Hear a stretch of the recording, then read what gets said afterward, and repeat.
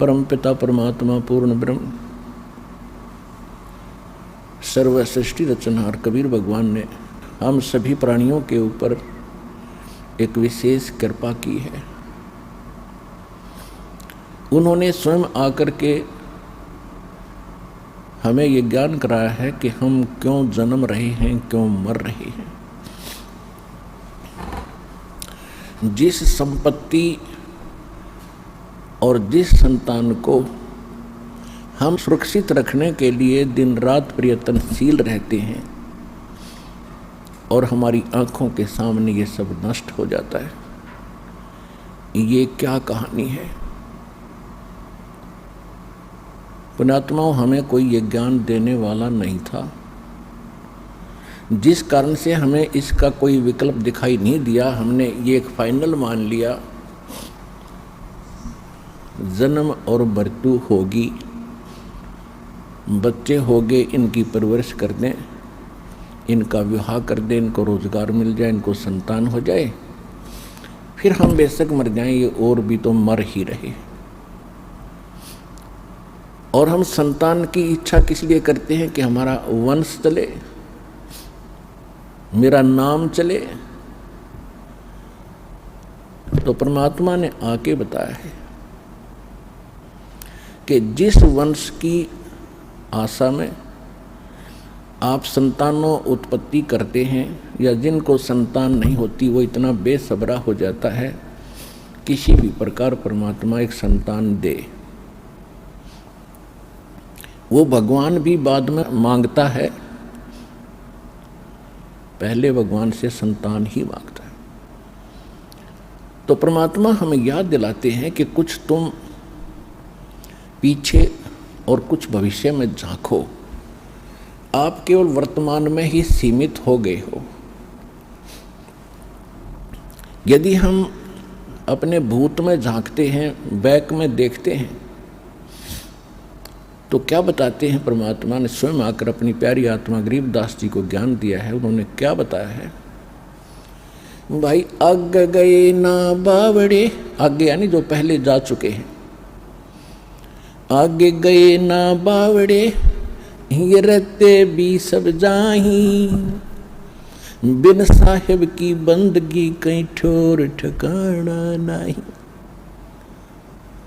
हमारे दादे परदादे चले गए, उनका कहीं नामो निशान नहीं।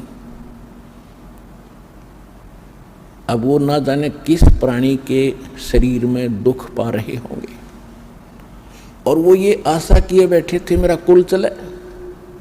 उनका कुल भी चल गया, उनको क्या मिला, और उनसे पहले का कुल कहाँ गया जो सारा मर चुका है, नामो निशान नहीं उनका। तो यहां परमात्मा बताते हैं हमें समझाने के लिए, क्या मांगो कुछ थिर न रहाई, ये देखत नैन चला जग जाई, 1 लख पूत 1.25 लाख नाती, उस रावण के दीवान बाती। आप एक संतान प्राप्त करके यदि बधाई बांट भी लोगे 2 दिन, परमात्मा कहते हैं रावण के तो 1 लाख थे, 1 लाख पुत्र थे, और आज उसके कोई दीपक लगाने वाला शेष नहीं, उसका नामो निशान, कुल भी समाप्त, रावण भी अंत, और राज भी गया। तो हमें परमात्मा ये याद दिलाना चाहते हैं, ये तो आपको याद दिलाए कि पहले यानी पीछे जो कुछ हो चुका है उसकी ये दशा है। वर्तमान में आप देख ही रहे हो, यहाँ कोई प्राणी सुखी नहीं, और सभी की आशा इच्छा होती है मैं करोड़पति बनूं, घना धनी हो जाऊं, बढ़िया कोठी बनाऊं, एक कार ले लूं, जग में मेरी इज्जत हो। क्योंकि हमने इतनी ही पढ़ाई पढ़ रखी अभी तक। तो परमात्मा कहते हैं ये सब कुछ भी हो गया। ऐसे बहुत हैं जिनके पास कोठियां हैं, उनके पिछले पुण्य संस्कार से बड़ी बड़ी कारें हैं, उनके पास संपत्ति भी बहुत है, और आप देख भी रहे हैं कि एक पल में ना जाने किसकी मृत्यु हो जाती है। बड़े बड़े सेठ अपने ही हेलीकॉप्टर के अंदर मृत्यु को प्राप्त हो जाते हैं दुर्घटनाग्रस्त हो जाने से। आगे क्या होगा, आगे के लिए परमात्मा सत्र करते हैं। फिर पीछे तू पशुआ की जय गद्दा बैल बनाई, और ये 56 भोग कहाँ मन बोरे, कहीं कुर्डी चरने जाई। अब ये हमारा अब ना विश्वास हो रहा, क्योंकि सारी सुविधा है और मन में ऐसी चाबी भर रखी इस काल भगवान ने, वो काम करना है, वो करना है, वो रह गया है, ऐसा वो करूँगा चलो। तो ये भी काल की ही प्रेरणा, और काल ने आपको विवश कर रखा है। इतने काम आपके जिम्मे लगा दिए, और वो किस कारण से, एक पेट के लिए, एक निर्वाह के लिए, इस शरीर को सुरक्षित रखने के लिए।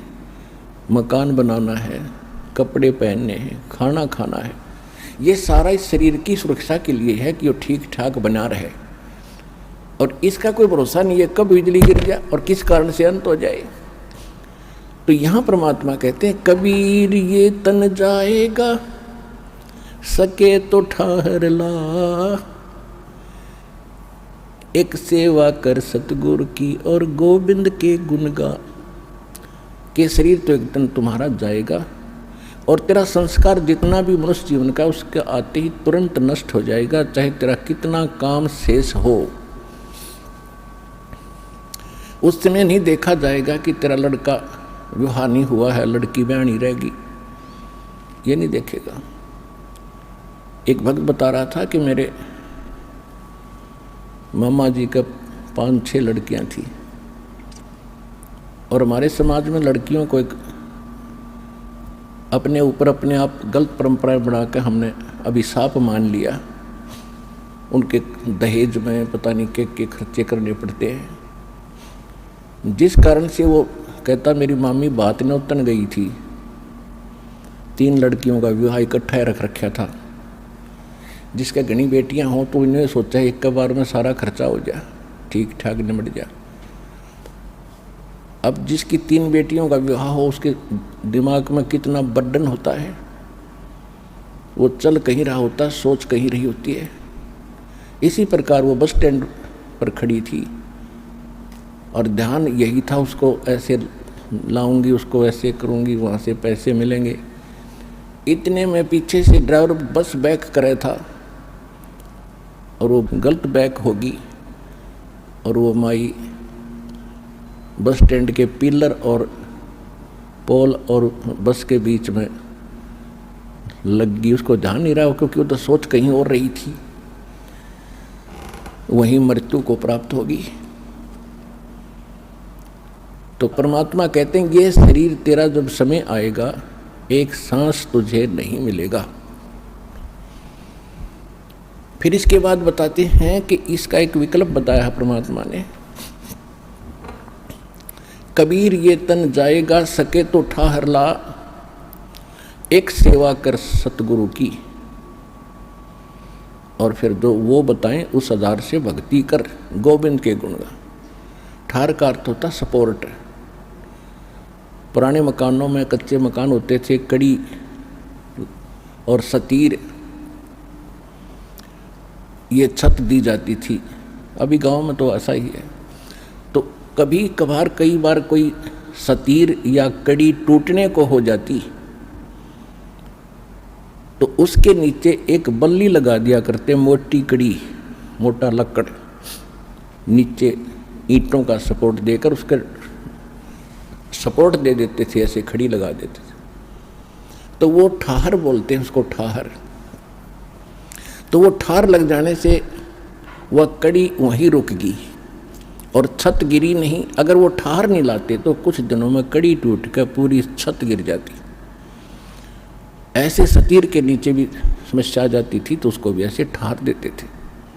तो परमात्मा कहते हैं ये मनुष्य जीवन तो आपका जो समय आएगा समाप्त होगा और आपका सारा कार्य धरा धराया रह जाएगा।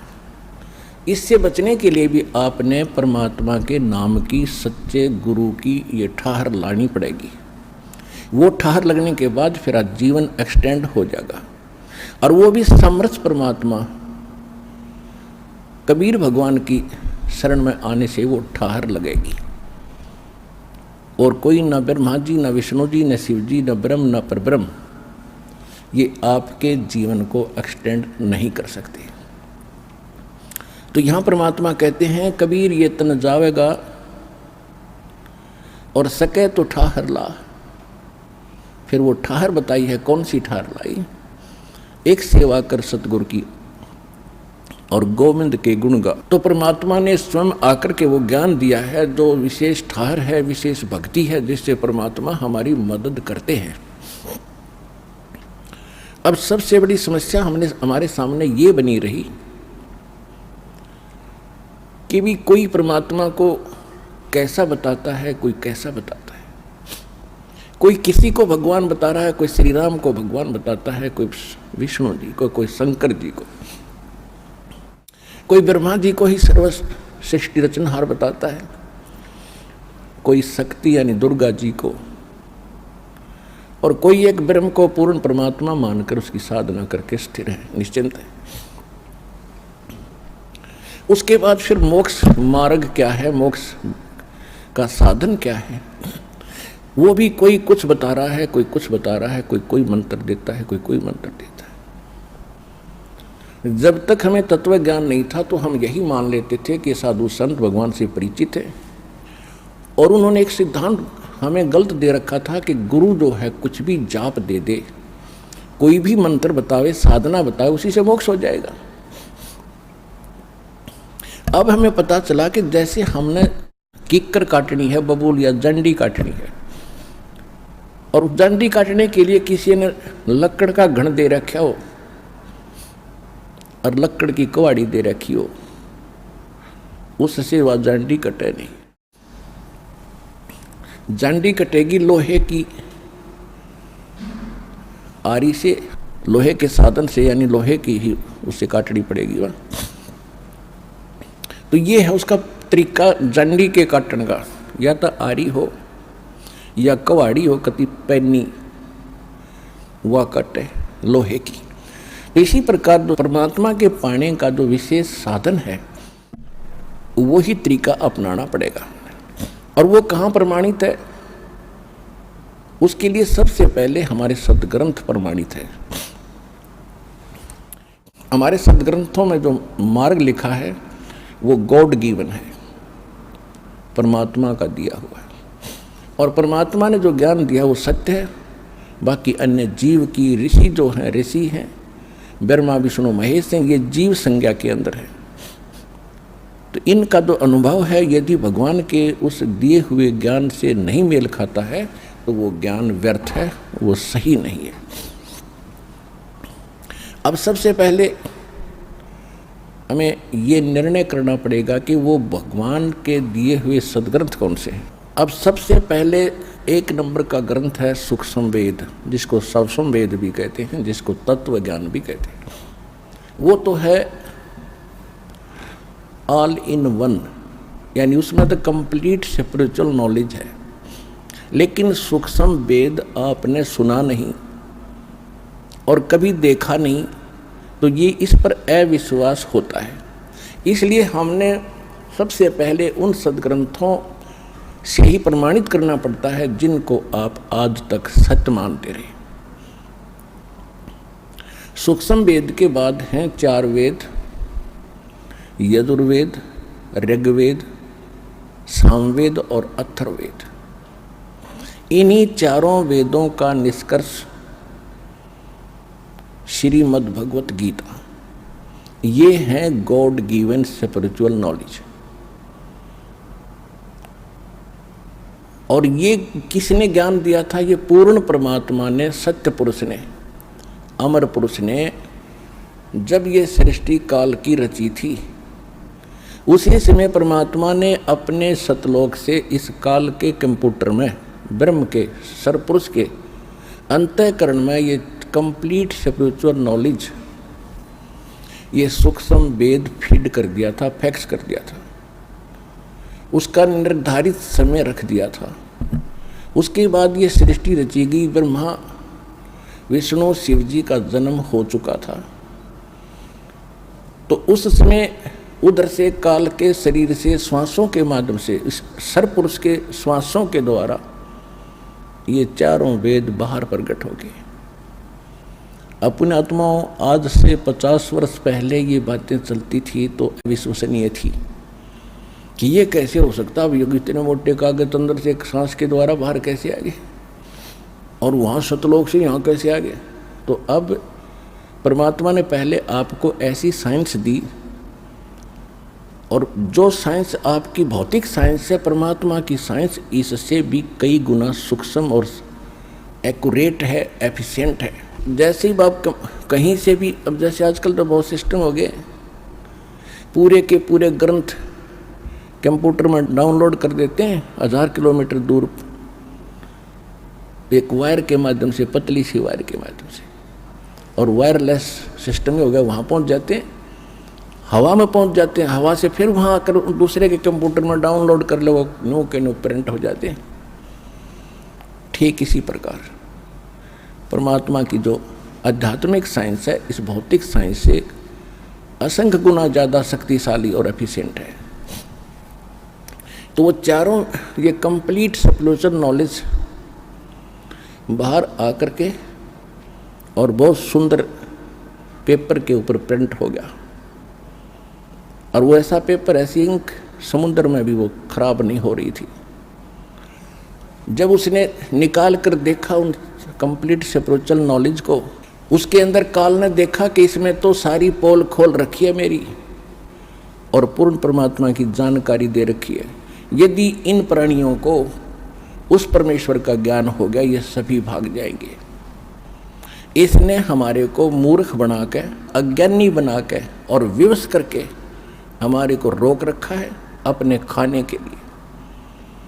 पुण्यात्मा, आपको अध्यात्म मार्ग का कैक है भी पता नहीं पूरे विश्व को, या तो परमात्मा को मालूम है, या उसके बाद उनसे परिचित उन महापुरुषों को ज्ञान था, उन्होंने अपनी अमृतवाणी में लिखा भी, लेकिन उनकी भी हमने बात मानी नहीं।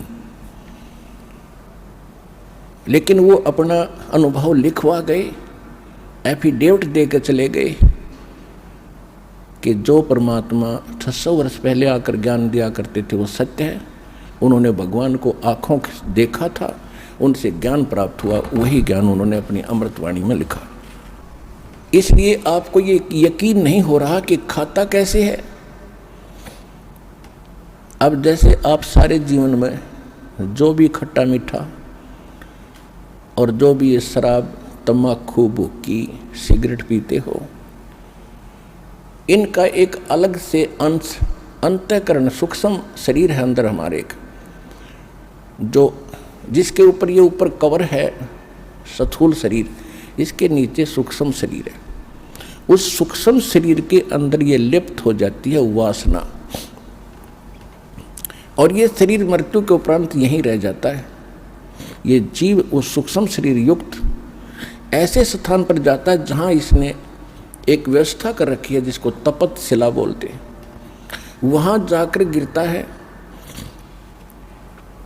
और उसको उसके अंदर से वो वासना गंध निकालने के लिए ऐसा सिस्टम बना रखा है कि वो बहुत हीट है उस तपत शिला के अंदर, और ये प्राणी वहाँ पर ऐसे चटक मटक करता जैसे खील भूनते हैं, और इसके अंदर से वो गंध निकलता रहता है, पटक पटक होकर ये बेहोश हो जाता है। और जिसके अंदर ज़्यादा वासनाएं होती हैं, ज़्यादा जिसने शराब पी रखी, तंबाकू पी रखा हो या और बकवाद कर रखी है, तो वो ज़्यादा समय तक तपत शिला पर दुख पाते हैं, उसमें ज़्यादा मटेरियल होता है काल का।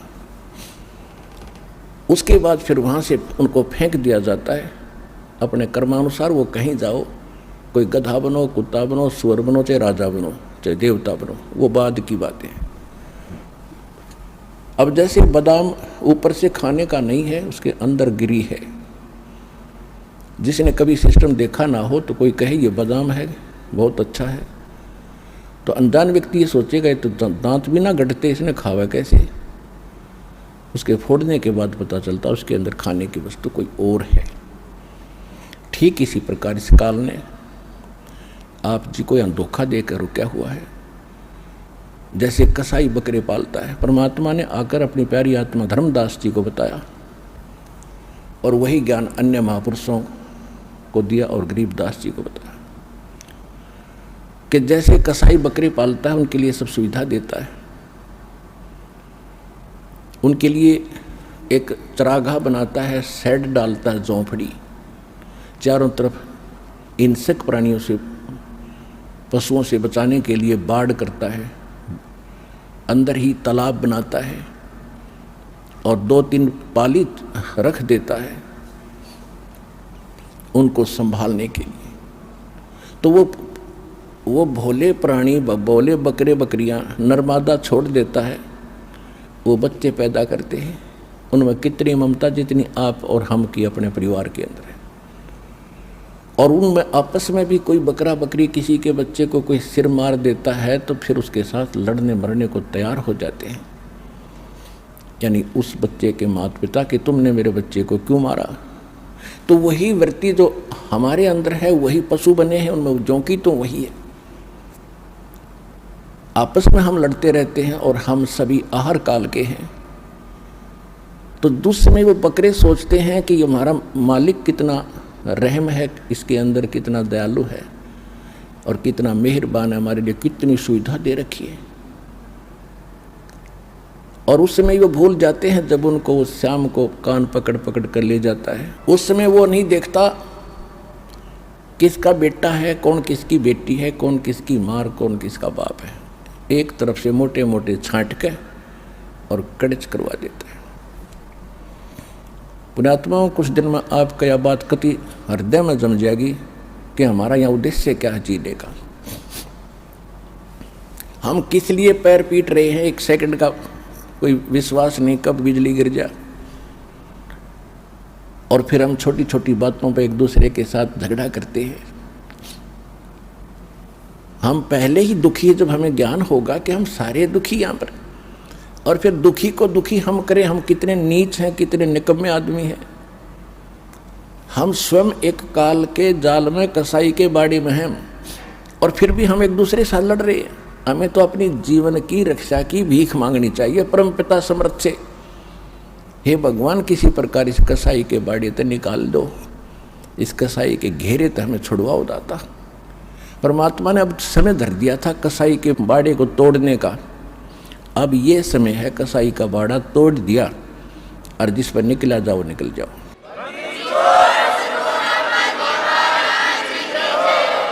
उस समर्थ ने अब ये रास्ता खोल दिया आपका। और अब भी कोई आंख नीचे पड़ा रहेगा, उसके साथ बेवकूफ और मूर्ख नीचे राष्ट्रपति बन रहा हो किसी देश का।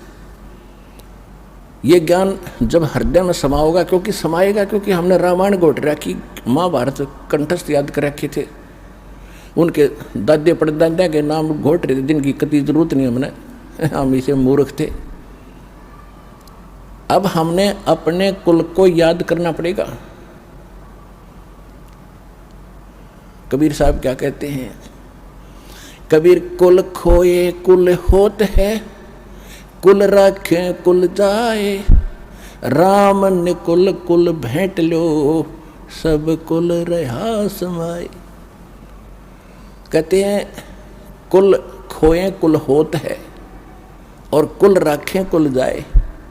हम अपने वंश को बचाने के लिए और भगवान से दूर रहते हैं, उसी यानी परिवार के पोषण में, उसे के सब कुछ करने में हम भगवान के लिए समय नहीं निकाल पाते हैं कि मेरा परिवार है, मेरा कुल चले। कहते यू कुल तो रहेगा ही नहीं, ये तो तेरा वंश रहेगा ही नहीं, एक दिन नष्ट होगा। फिर क्या बताते हैं कि कुल खोए कुल होत है और कुल राखें कुल जावे। और कहते राम निकुल कुल भेंट लो, जिसमें सब कुल रहा समाए। आप उस कुल में आ जाओ जैसे आप इस दास के वचन के बेटा बेटी होगे। दो प्रकार से वंश है यहाँ पर, एक तो बिंद से यानी माता पिता के संयोग से, एक तो वो कुल है, वो कुल तो नासवान है, और एक कुल है जो वचन के बेटा बेटी होगे। आपने दास से दीक्षा ली, आप मेरे वचन के पुत्र पुत्री होगे। आप एक राम कुल हो गया, आपका भगवान वाला वंश शुरू हो गया। अब आपके जो बच्चे आ रहे हैं वो भी दास से दीक्षित होंगे, तो ये कुल आपका सदा रहेगा और सतलोक में जाके वो कुल फिर अविनाशी बन जाएगा। तो यहाँ परमात्मा कहते हैं कुल खोए कुल होत है, यानी उस कुल को भूलांगे और भगवान की तरफ हम समर्पित होंगे और कुल रखे कुल जाए और राम निकुल कुल भेंट ले, जिसमें सब कुल रहा समाए। तो परमात्मा हमें याद दिलाते हैं कि तुम इस काल के जाल में फंस के, अज्ञान काल ने तो अज्ञान भरवा रखा पूरे विश्व में। अब इस काल के बाड़े को कैसे तोड़ा जाएगा? अभी तो इस बाड़े से को तोड़ा है, लेकिन और भी शेष जितना स्थान है, जैसे पृथ्वी पर तोड़ दिया तो स्वर्ग इसी का है। आपने पुनः अच्छे कर रखे स्वर्ग में, वो भी एक इसी कसाई का ही बाड़ा है, वो भी एक जेल है। मूर्ख बनाकर वहाँ रखता है।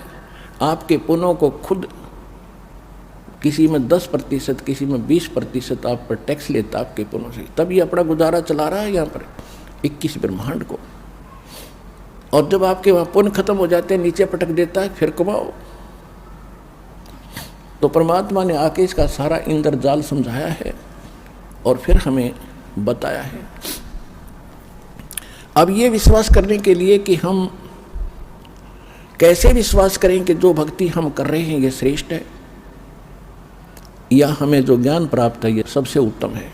तो इसके लिए दास ने बताया कि सबसे पहले आपको अपने सद्ग्रंथों पर विश्वास करना होगा।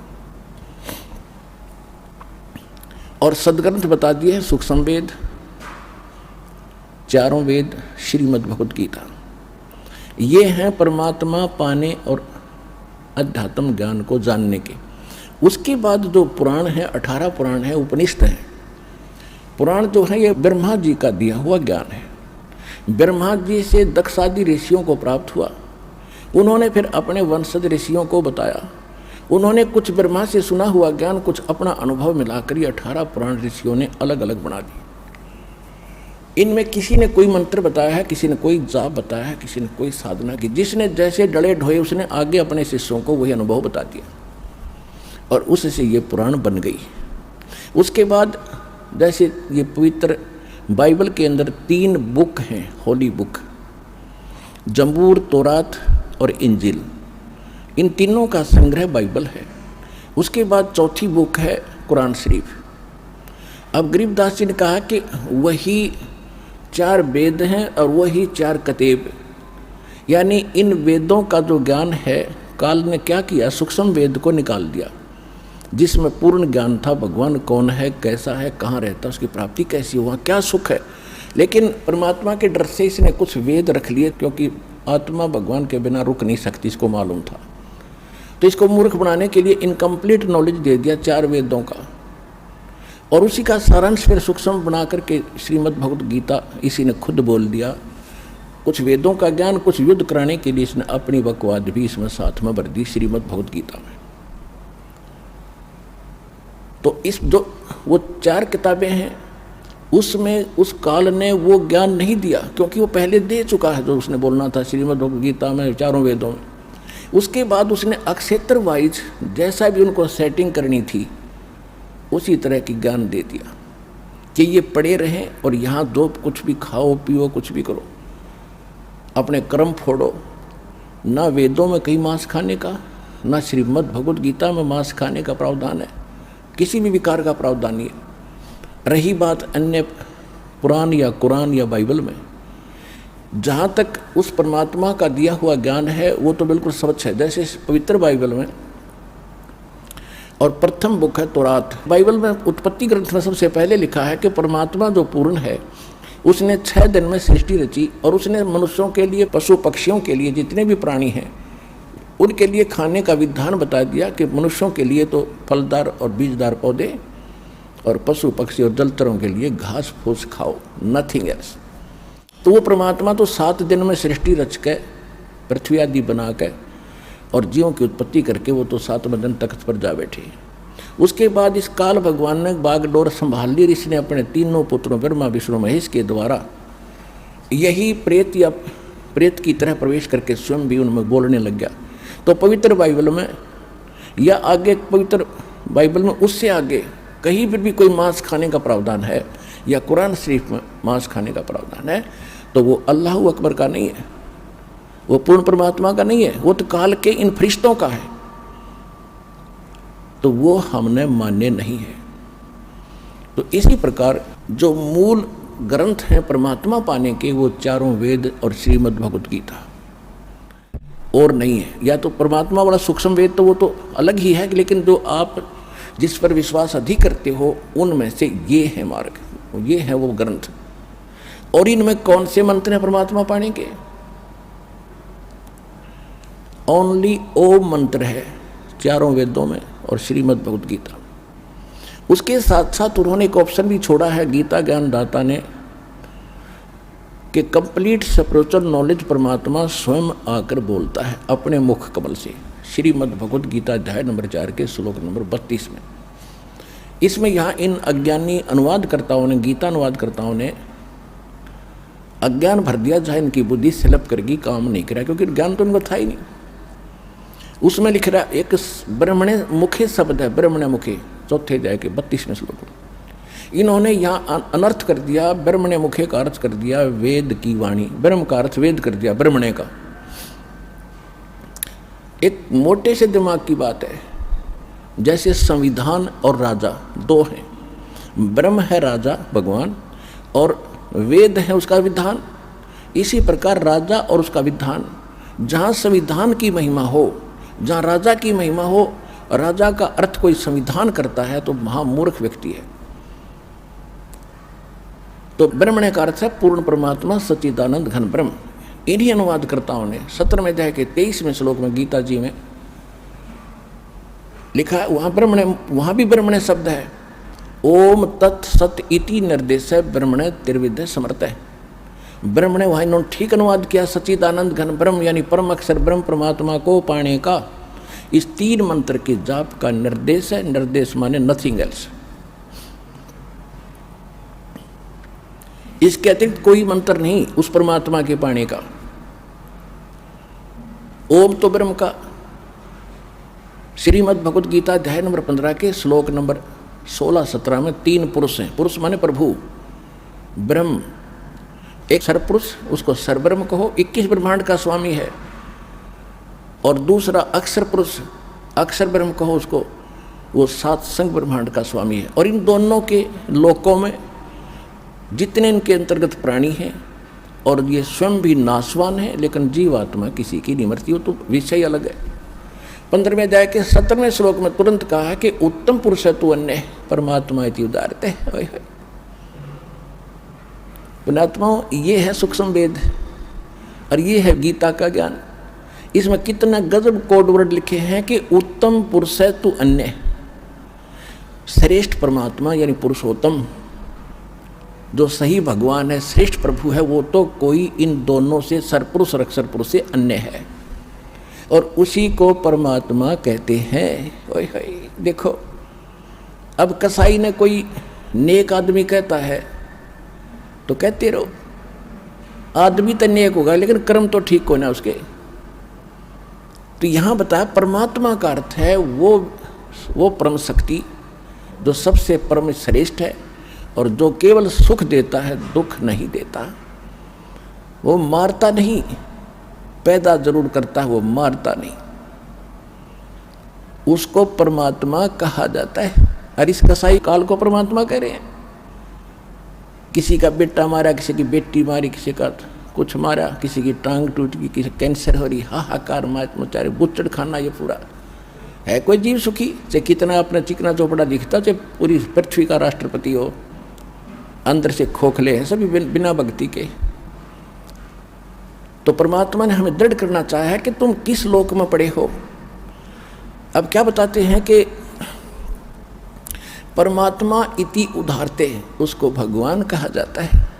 ओए होए, उसको परमात्मा कहते हैं। यह लोक धर्म अविषय विवर्ती अवेश्वर है, जो तीनों लोकों में प्रवेश करके सबका धारण पोषण करता, वास्तव में वो है अविनाशी परमात्मा। अब यहाँ कुछ भले आदमी जो हठ धर्मी हैं, जो छोटी मोटी कोई संस्था चला रहे हैं या कोई गुरु पद प्राप्त हैं, वो क्या मूर्ख बनाते हैं अपने शिष्यों को कि रामपाल 15वें अध्याय के 18वें अध्याय का जिक्र क्यों नहीं करता। उसमें ये गीता ज्ञान दाता कहता कि मैं पुरुषोत्तम हूँ। उनकी अकल तो पत्थर तो पड़े हुए हैं पहले से ही। वो चाहते हैं कि शिक्षित लोगों को भी मूर्ख बनाएं, लेकिन अब वो समय जा लिया है, अब मूर्ख नहीं बनेंगे हम। अब सुनो 15वें अध्याय के 18वें श्लोक में क्या कहा है। अब जो उसने बताना था वो बता दिया कि श्रेष्ठ परमात्मा पुरुषोत्तम तो कोई और है। 18वें अध्याय के 62वें श्लोक में भी कहता कि अर्जुन तू सर्वभाव से उस परमेश्वर की शरण में जा, उसी की कृपा से तू परम शांति को, सनातन परम धाम को प्राप्त होगा। अब 15वें अध्याय के 18वें श्लोक में जो वो कहता है कि मैं लोक वेद के आधार से, लोक वेद होता है सुनी सुनाई बातें, दंत कथा। जैसे हम लोक वेद सुन रखे थे कि ब्रह्मा विष्णु महेश का कोई माता पिता नहीं, और विष्णु जी सर्वेश्वर हैं, शंकर भगवान मृत्युंजय कालज्ञ सर्वेश्वर, सर्व सृष्टि के रचनेहाल है, सबके पालन पोषण करने वाले, ये अदर व अमर है, इनका कभी नाश नहीं होता। ये था लोकवेद। और ये लोकवेद पूरे हिंदुस्तान के अंदर हिंदू धर्म के करोड़ों भक्तों ने सत्य मान लिया था। अब इसका वास्तविकता का पता चला, ये नासवान, इनकी जन्म मृत्यु होती है, इनके माता पिता हैं। ये है यथार्थ ज्ञान, और वो था लोकवेद। तो ये गीता ज्ञानदाता 15वें अध्याय के 18वें श्लोक में कहता है कि मैं तो लोक वेद के आधार से पुरुषोत्तम प्रसिद्ध हूँ। किस लिए? क्योंकि मेरे अंतर्गत जितने प्राणी हैं मैं इनसे तगड़ा हूँ, इनसे श्रेष्ठ हूँ, ये मेरे कंट्रोल में। बस इतना प्रभु है, ये इतना पुरुषोत्तम है। 21 ब्रह्मांड में जितने प्राणी इनसे ताकतवर है, ये 1000 कला का भगवान है। और ब्रह्मा विष्णु महेश ये 16 कला के भगवान हैं। इनसे ये सोच लो कि ये 16 हॉर्स पावर की मोटर है, वो 1000 हॉर्स पावर का। और कबीर साहब तो थर्मल प्लांट है, पावर का अंत नहीं उसका।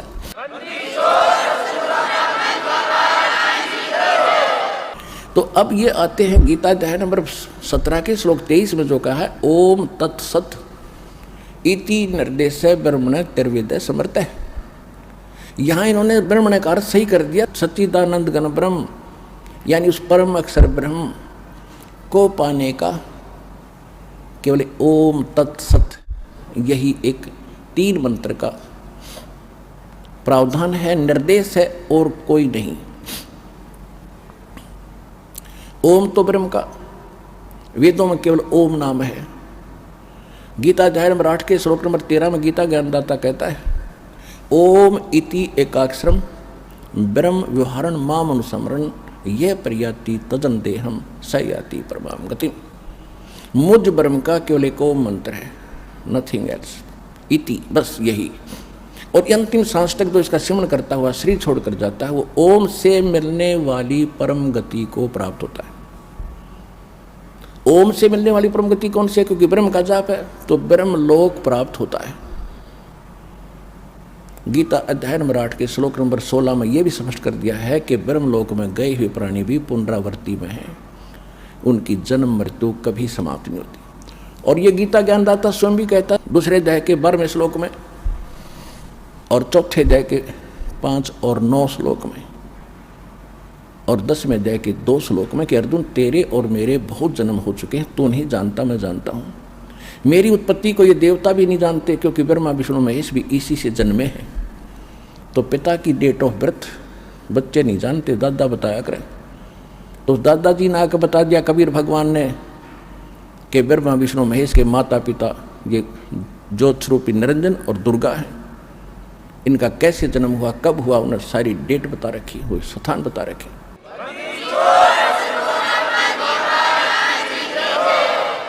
तो इससे सिद्ध हो गया कि ये ठीक कहता है कि ब्रह्म की साधना करने वाला ओम के जाप से ब्रह्मलोक जाता है। ब्रह्मलोक में गए हुए प्राणी भी जन्म मृत्यु मारते हैं, और ये भी जन्म मृत्यु के अंदर है। जिसको हम इष्ट मानकर पूज रहे हैं उसकी जन्म मृत्यु होती है, तो हम कैसे बचेंगे? हमें कैसे वो स्थान मिलेगा? कौन सा? 15वें अध्याय के 4 श्लोक में कहा है कि तत्वदर्शी संत की प्राप्ति के उपरांत परमेश्वर के उस परम पद की खोज करनी चाहिए, जहां जाने के बाद साधक फिर लौटकर कभी संसार में नहीं आते। और वो परमात्मा वो है जिसने सब ब्रह्मांडों की रचना की है। वहां गीता ज्ञानदाता कहता है मेरी भक्ति भी त्याग दे, केवल उसकी भक्ति कर। अब जो प्रसंग चल रहा है कि गीता अध्याय नंबर 4 के श्लोक नंबर 32 में गीता ज्ञानदाता कहता है कि परमात्मा यानी सच्चिदानंद घन ब्रह्म वो स्वयं अपने मुख कमल से यहाँ प्रकट होकर अपने मुख कमल से जो ज्ञान देता है वो तत्व ज्ञान है, और उसमें कंप्लीट स्पिरिचुअल नॉलेज है। उसमें यज्ञों की यानी धार्मिक अनुष्ठानों की जानकारी विस्तार के साथ कही गई है, और उसके जानने के बाद फिर तो सभी कर्मों से मुक्त हो जाएगा। चौथे अध्याय के 34वें श्लोक में यह भी स्पष्ट कर दिया है कि वो ज्ञान तू तत्वदर्शी संतों के पास जाकर समझ, उनको दंडवत प्रणाम कर, कपट छोड़कर प्रसन्न कर, तब वो तत्वदर्शी संत जो परमात्म तत्वों का तत्व ज्ञान बताएंगे। गीता अध्याय नंबर 15 के श्लोक नंबर 1 में तत्वदर्शी संत की पहचान भी बता दी है कि तत्वदर्शी संत वो होगा जो उल्टे लटके संसार रूपी वृक्ष के सभी पार्ट्स को, सभी विभागों को भिन्न भिन्न बताओगा। और ये परमात्मा ने स्वयं 600 वर्ष पहले अपने मुख कमल से बोलकर उस तत्व ज्ञान में बता ही रखा है। अक्षर पुरुष एक पेड़ है, निरंजन कहो सरपुरुष कहो, निरंजन हुआ की डारे, ये तीनों देवा शाखा हैं भाई पात रूप संसारे। ये है तत्व ज्ञान जो परमेश्वर कबीर देव ने, कबीर साहब ने, उस धानक दुलाहे ने, जिसको हम धानक और दुल्हा कह के शुद्र मान के कवि की संज्ञा, कवि की उपमा दे करके हमने उसकी हिस्ट्री बंद कर रखी थी। वो लाल है, वो पूर्ण परमात्मा है। आज हम उसको पहचानने योग्य हो गए। उसने 600 वर्ष पहले कहा था अक्षर पुरुष एक पेड़ है जो जमीन से बाहर दिखाई देता है, उस वृक्ष का तना उसको वो समझो अक्षर पुरुष है। उसके फिर मोटी डार निकले एक, वो सर पुरुष यानी ज्योति निरंजन समझो, और उसके 3 शाखा ब्रह्मा विष्णु महेश, रजगुण ब्रह्मा, सतगुण विष्णु, उत्तम गुण शिव जी, ये 3 शाखा है। उसके आगे जो पत्ते लगे हुए वो आप जी हैं, हम हैं, संसार है। अब फिर जड़ कौन है उस वृक्ष की, उस जड़ को बताने के लिए दास भेजा, वो परम अक्षर ब्रह्म है, वो कबीर साहब है। अनंत कोट ब्रह्मांड का एक रति नहीं भारे, सतगुरु पुरुष कबीर हैं ये कुल के सृजनहारे। गरीबदास साहिब जी ने परमात्मा के ज्ञान को समझा, परमात्मा को जाना, उसके बाद उन्होंने बताया। अब जो प्रसंग चल रहा है कि ये कौन से मंत्र हैं जिनसे मोक्ष होगा, कौन से मंत्र हैं, कौन सी साधना जिनसे मोक्ष होगा। तो पहले तो आप जी को उन सदग्रंथों से प्रमाणित करूंगा कि जिनको आप सत्य मानते रहे। वेद और गीता ये गॉड गिवन स्पिरिचुअल नॉलेज है। रही पुराण या कोई उपनिषद है, ये उपनिषद ऋषि महर्षि साधकों के अपने अनुभव है, और जो वेदों और गीता से उनकी साधना नहीं मिलती है तो उनका आगे लिखा अनुभव भी बकवाद समझ लेना। वो जिनका बीज ही नहीं मिलता, जैसे कोई कहता मैं आम का पेड़ बो रखा है मैंने, और आम की सुनी सुनाई महिमा भी बताता, उसके फल बड़े मीठे हैं, तो बीज बताता है, दिखाता ये बीज है, तो वो बीज है बबूल का, पहचान लिया हमने। क्योंकि उनकी साधना जो थी वो तुलना करनी है वेदों और सूक्ष्म वेद से और उन महापुरुषों से जिन्होंने परमात्मा पाया, परमात्मा ने सीधा आकर उनको सीधा ज्ञान दिया। उन्होंने कौन सी साधना की, वो उनका बीज मंत्र है। यदि उनका बीज ही नहीं मेल खाता तो उनकी जो अनुभव है आगे लिखा वो भी बकवाद पावेगी। तो बीज से पेड़ बनना है। बीज मंत्र कौन से हैं जो हमारे वेदों और सूक्ष्म वेद में लिखा हुआ, जिन महापुरुषों को भगवान स्वयं आकर मिले, उनको सतलोक दिखाया, उनको फिर वो विधि बताई अपने मुख कमल से, उस तत्व ज्ञान से उन्होंने जो साधना की और फिर उनको परमात्मा मिले, उन्होंने अपना अनुभव लिख रखा। उन महापुरुषों की वाणी में जो उन्होंने साधना की वो फाइनल मंत्र है। वो महापुरुष कौन कौन से हैं, जैसे वेद भी बताते हैं वो परमात्मा सतलोक से चलकर आता है, जहाँ वो रहते हैं सह शरीर, वहाँ से सीधे गति करके आते, सह शरीर आते हैं, सह शरीर चले जाते हैं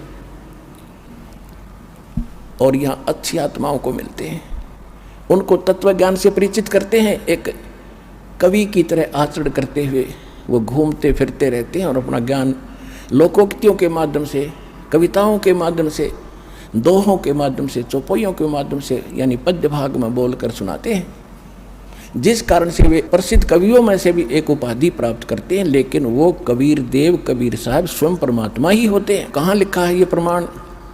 ऋग्वेद मंडल नंबर 9 सूक्त 86 मंत्र 26 और 27 में, ऋग्वेद मंडल नंबर 9 सूक्त 82 मंत्र 1, 2, 3 में, ऋग्वेद मंडल नंबर 9 सूक्त 94 के मंत्र 1 में, ऋग्वेद मंडल नंबर 9 सूक्त 95 मंत्र 2 में, ऋग्वेद मंडल नंबर 9 सूक्त 96 के 16 से लेकर 20 में, ऋग्वेद मंडल नंबर 9 सूक्त 54 मंत्र 3 में, ऋग्वेद मंडल नंबर 9 सूक्त 20 मंत्र 1 में, ऋग्वेद मंडल नंबर 9 सूक्त 1 और मंत्र 8 और 9 में, और भी अनेक स्थानों पर। इन सब का सारांश तो दास ने अभी बताया था कि वो परमात्मा सतलोक में रहता है। वहाँ मानव सदृश शरीर है, राजा के समान उसको देखें तो राजा के समान उनकी छवि है, सिर पे मुकुट है, ऊपर छत्र है, सिंहासन पर विराजमान है। और वो परमात्मा अपने वहाँ उनका शरीर का जो नूर है, तेज है, बहुत ज़्यादा है। एक रोम यानी बाल में करोड़ सूर्य मिला दे, करोड़ चंद्रमा, तो भी फीके पड़े। अगर वो परमात्मा एज इट इज यहाँ आ जाए तो हमारी उल्लू की तरह ये चरम दृष्टि बंद हो जाएगी, जैसे उल्लू सूर्य नहीं देख सकता। इसलिए परमात्मा अपने शरीर को, अपनी बॉडी के प्रकाश को हल्का करके तब हमें यहाँ आकर मिलते हैं, अच्छी आत्माओं को मिलते हैं, उनको ज्ञान से परिचित कराते हैं। और वो परमात्मा ऊपर धूलोक के तीसरे पृष्ठ यानी तीसरे स्थान पर विराजमान है। सतलोक के 3 पोर्शन हैं। जैसे दिल्ली के अंदर एक तो ग्रामीण दिल्ली बाहर क्षेत्र है, फिर बाजार बजूर आ गया और बीच में फिर अपनी राजधानी है। ऐसे ही वह परमात्मा को ऐसे सतलोक में 3 पोर्शन है। तो इस जो परमात्मा लीला करते हैं, इस तरह वो किस किस को मिले हैं? आदरणीय धर्मदास साहिब जी को, आदरणीय मलुकदास साहिब जी को, आदरणीय नानक साहिब जी को, आदरणीय दादू साहिब जी को, आदरणीय गरीबदास साहिब जी को, गांव छुड़ानी जिला जुद्दर हरियाणा वाले को, आदरणीय गीसा दास साहिब जी को, गांव खेखड़ा जिला बागपत उत्तर प्रदेश वाले को, और आदरणीय रामानंद जी बनारस वाले को। तो उन महापुरुषों ने भी परमात्मा के कौन से मंत्र जाप किए, कौन सी साधना उन्होंने की जिससे उनका मोक्ष हुआ। हम मानते हैं इन महापुरुषों का मोक्ष हुआ। और जितना भी ये राधा स्वामी पंथ, उसी से निकली प्रांत जय गुरुदेव, दंदन सतगुरु, सच्चा सौदा, सिरसा और जगमाल वाली और दनौद भिवानी में और आगरा में, ब्यास में, और ठाकुर जी ने एक नया अलग से बीज बो दिए। ये सारा का सारा गुरु ग्रंथ साहिब से प्रेरणा पाकर श्री शिवदयाल सिंह जी, ये पंजाब के रहने वाले थे सरदार जी। इन्होंने जैसा भी ग्रंथ साहिब में गुरु ग्रंथ साहिब को पढ़ा या गरीब परमात्मा कबीर जी की वाणी को पढ़ा, जैसा उसकी बुद्धि ने काम किया, उन्होंने सतलोक सचखंड के खूब गीत गाए और नाम क्या बताया, और फिर परमात्मा का अनुभव क्या बताया उसने अपना, कि परमात्मा वहाँ केवल नूर ही नूर है, प्रकाश ही प्रकाश है, चेतन ही चेतन है। और आत्मा का मोक्ष कैसे बताया, कि आत्मा मोक्ष प्राप्त प्राणी, आत्मा परमात्मा के उस नूर में ऐसे मिल जाती है जैसे बूंद समुद्र में। ये तो इन अज्ञानियों का अनुभव है। और वास्तविकता क्या है? जिन महापुरुषों ने परमात्मा को देखा, सतलोक को देखा और वापस आए, उन्होंने बताया कि हमारे जैसा भगवान है, हमारा ही उनिहार है, हमारा सिरजनहार। और वेद बताते हैं कि वो सह शरीर है, उसके एक रोमकूप में करोड़ सूर्य मिला दे, करोड़ चंद्रमा, इतना प्रकाश है। यह वाणी भी बोलते सुनाते रहे। और वहाँ ऐसी सृष्टि है जैसे काल ने तो डुप्लीकेट बना रखी है, मिट्टी के खिलौने बना दिए, वहाँ ओरिजिनल सोने के ये शरीर समझो, कभी नाश में नहीं आते वो। और ऐसे ही बिल्कुल एज इट इज जो कि जो डुप्लीकेट है या उसका। और वहाँ आपके ऐसे परिवार हैं, आपके पहले के यूं के यूं मकान वो खाली पड़े वहाँ पर। अरे भक्ति करते जाओगे, अपने वहाँ जा करके बसोगे। न्यू सृष्टि है, न्यू रिश्तेदारियाँ हैं, सैर सपट्टे खूब करो, अपनाते जाते, वहाँ कोई काम में को नहीं। अब देखो हम रिश्तेदारी में जाते हैं, 2 मिनट नहीं लगती, चले वापस फटाफट। हम पहले पुराने समय में हम देखारते जाते थे, 1-1 हफ्ता डटका करते रिश्तेदारियों में, क्योंकि पहले माया की आग नहीं थी इतनी, और कितना प्यार होता था, किस तरह रहते थे वो दास ने, क्योंकि दोनों ज़माने देख लिए, इसलिए खूब पता है उसका और वर्तमान में जो आपस में कितना प्रेम रह गया रिश्तेदारों का। विवाह होकर लड़की घर पर अच्छा जाती है, पहले तलाक की तैयारी हो जाती है, ये रिश्तेदारी रहेगी, कति नैतिकता गिर गई आपस में, ना बड़े छोटे का लाज रहा। पहले शर्माया करते, जैसे हम जाते थे घर वाले पहले शिक्षा देते थे, बेटा किसी तो गलत ना बोलियो, अपनी मौसी जी को मौसा जी को प्यार से बोलियो, प्रणाम करियो, वो कुछ भी कहें उलाने दे सुन लीजियो। और अब क्या कहें, पता नहीं क्या कह दें बच्चे अपनी यानी बहन की सास को या ससुर को, ऐसा बेहुद्दे शब्द बोल देते। तो कहने का भाव यह है कि रिश्तेदारी भी ना ढंग की रही अब हमारी। तो वहाँ जाने के बाद बहुत सुख है, एज इट इज है, वहाँ कभी मृत्यु नहीं, वृद्धावस्था नहीं, ये 5 तत्व नाड़ियों का जोड़ जुगाड़ का शरीर नहीं है वहाँ पर। वहाँ कोई मलमूत्र नहीं, जितना भी खाओ शरीर के अंदर कंज्यूम हो जाता है, ऐसी बॉडी दी परमात्मा। ना थूक है, ना कुछ और है, ना कुछ, ऐसा सुंदर शरीर। तो इसलिए तो उसकी तड़प है लोगों ने, राजाओं ने राज भी त्याग दिया उस सुख स्थान को पाने के लिए। लेकिन रास्ता ना मिलने से भटको इस संसार में, कितने धक्के खा लो, कितने परित्याग कर लो, व्हाट इज यूज। तो अब परमात्मा ने वह दया करी है आपके ऊपर, वो समय भी दिया है, आपको शिक्षा भी दी है, आपको ज्ञान भी श्रेष्ठ दे दिया। तो हम उसी प्रसंग पर लाते हैं कि जैसे इन महापुरुषों को परमात्मा मिले, तो इनमें से एक आदरणीय गरीबदास साहिब जी की थोड़ी सी कहानी सुनाऊंगा, जिससे एक तो आपको ये विश्वास होगा कि जो परमात्मा से मिलकर आया है जो प्राणी, और फिर उसने ये ज्ञान लिखा है। हम 3 दिन लगातार पाठी इस ग्रंथ को पढ़ते हैं गरीबदास साहिब जी को, जो भगवान ने ज्ञान दिया कबीर साहब ने।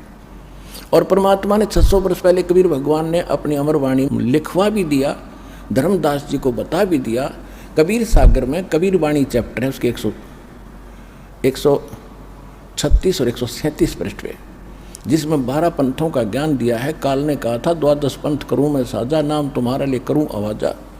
और 12 पंथ नाम जो ले ही सो मेरे मुख आन समोही, और अनेक पंथ चलाऊं या विद जीवों को भरमाऊं। 12 तो ये गिनती के हैं। उसके बाद ये राधा स्वामी पंथ, धनधर सतगुरु पंथ, निरंकारी पंथ, रिया सारा अमर साधु सुधांशु वाले, ये कृपालु कृपुल के सारे काल के पंथ है। और विशेषकर जो राधा स्वामी पंथ है, एक सतलोक के गुण गावें, सचखंड सतपुरुष बतावें, इन्हें कह का पता नहीं। तो उसमें परमात्मा ने कहा कि संवत 1774 हुई, वो गलती से 75 प्रिंट है वहाँ पर, ता दिन प्रेम प्रगटे जग सोई।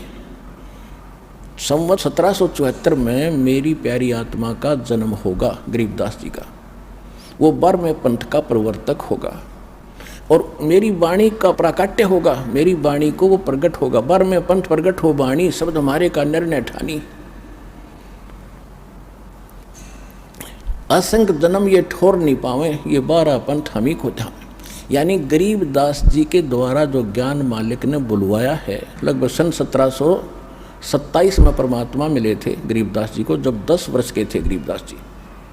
और 3 वर्ष के बाद सन 1730 में गोपाल दास, जब गरीबदास जी 13 वर्ष के हो गए, गोपाल दास नाम के संत जो दादूपंथी थे, उन्होंने लिखा था और गरीबदास जी ने बोला था अपना अनुभव, जो भगवान ने उनको वाणी दी थी। तो कबीर परमात्मा ने कहा कि बर में पंथ प्रगट हो वाणी, मेरी महिमा की पुण्य वाणी फिर प्रगट होगी। क्यों?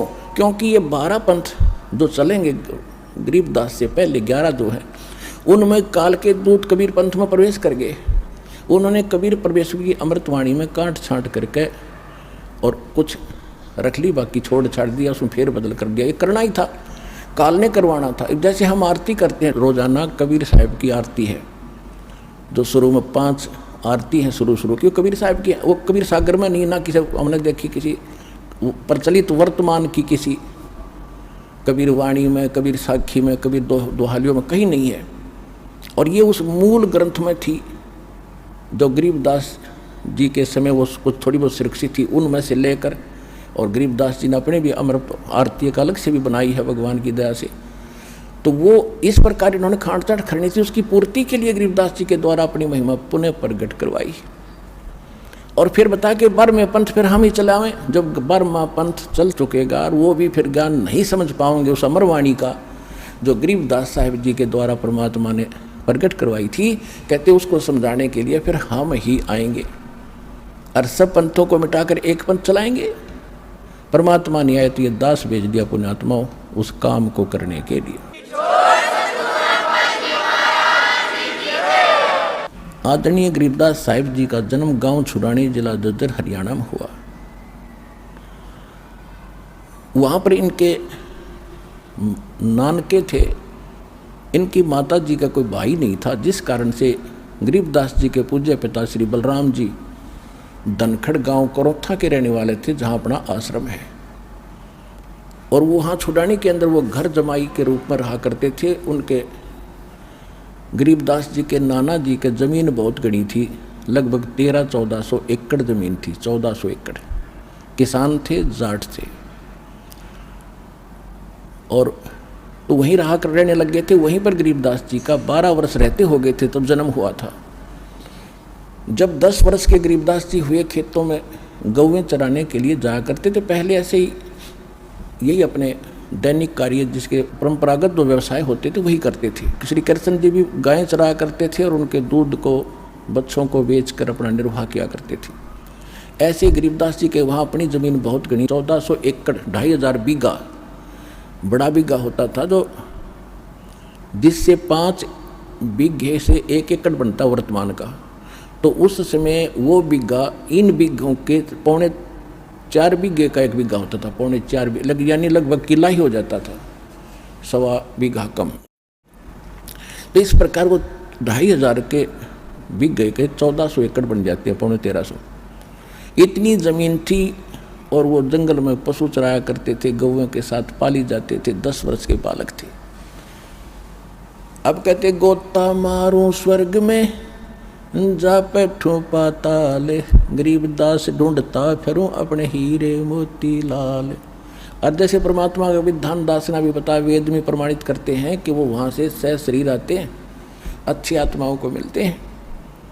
तो गांव छुड़ानी के खेतों में, जंगल में अपने ही यानी खेतों में गौ चरा रहे थे।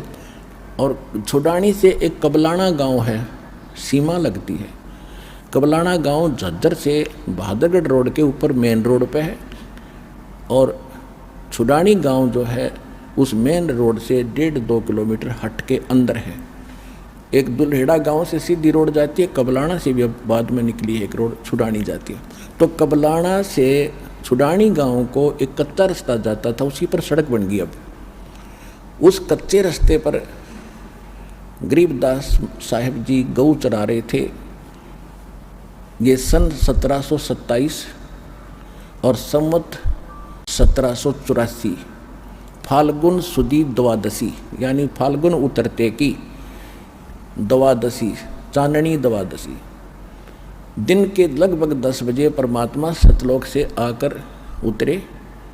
एक जिंदा महात्मा का रूप बनाकर कलयुग में ये जिंदा महात्मा के रूप में सभी महापुरुषों से मिले। और ऐसे रास्ते रास्ते आते दिखाई दिए थोड़ी दूरी से। तो पहले साधु संतों के प्रति एक विशेष आस्था, श्रद्धा प्रत्येक की होती थी। सभी ने देखा महात्मा आ रहे हैं, तो जितने भी और 8-10 बड़े पाली थे, गरीबदास सबसे छोटे थे, 10 वर्ष के एज में। कोई 30 वर्ष का, कोई 20 वर्ष का, कोई 50 वर्ष के, और बड़े बड़े भी थे। वो सभी खाना खा रहे थे एक जंडी के पेड़ के नीचे बैठ कर। तो परमात्मा आते दिखाई दिए। संत तो सभी ने कहा महाराज आओ आओ महाराज बैठो, भोजन पाओ भोजन पाओ। सभी ने आदर सत्कार से, वो तो आए इसीलिए थे, वो बैठ गए। फिर कहा जी भोजन पाओ। परमात्मा ने कहा कि भोजन तो मैं भाई खा के आया हूँ अपने गांव से। उन्होंने पूछा आपका गांव कहाँ है? कि हमारा गांव सतलोक है। कितनी दूर है यहाँ से? परमात्मा ने कहा 16 शंख कोस की दूरी पे। अब बच्चों ने सोचा 16 कोस दूर होगा, क्योंकि आपस में इतने परिचित होते नहीं थे उस समय, कन्वेंस ठीक नहीं था। तो वह बात तो भूल भाल गए।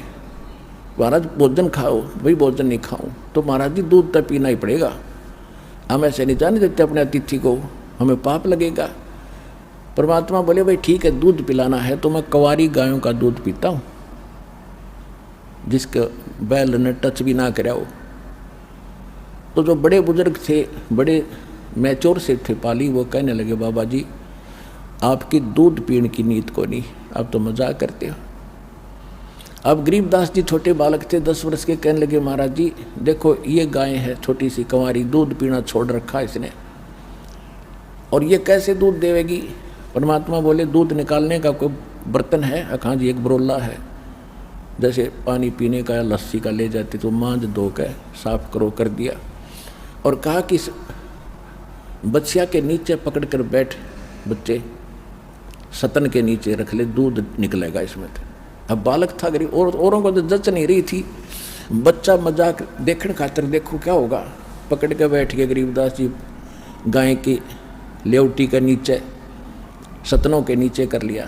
परमात्मा कबीर साहब खड़े हुए, बच्चिया के हाथ थपथपी मारी कमर पे, उसी समय लंबे लंबे सतन हो गए, दूध की धार बंध गई और बर्तन भर के अपने आप रुक गई। बोलो कबीर भगवान की जय हो।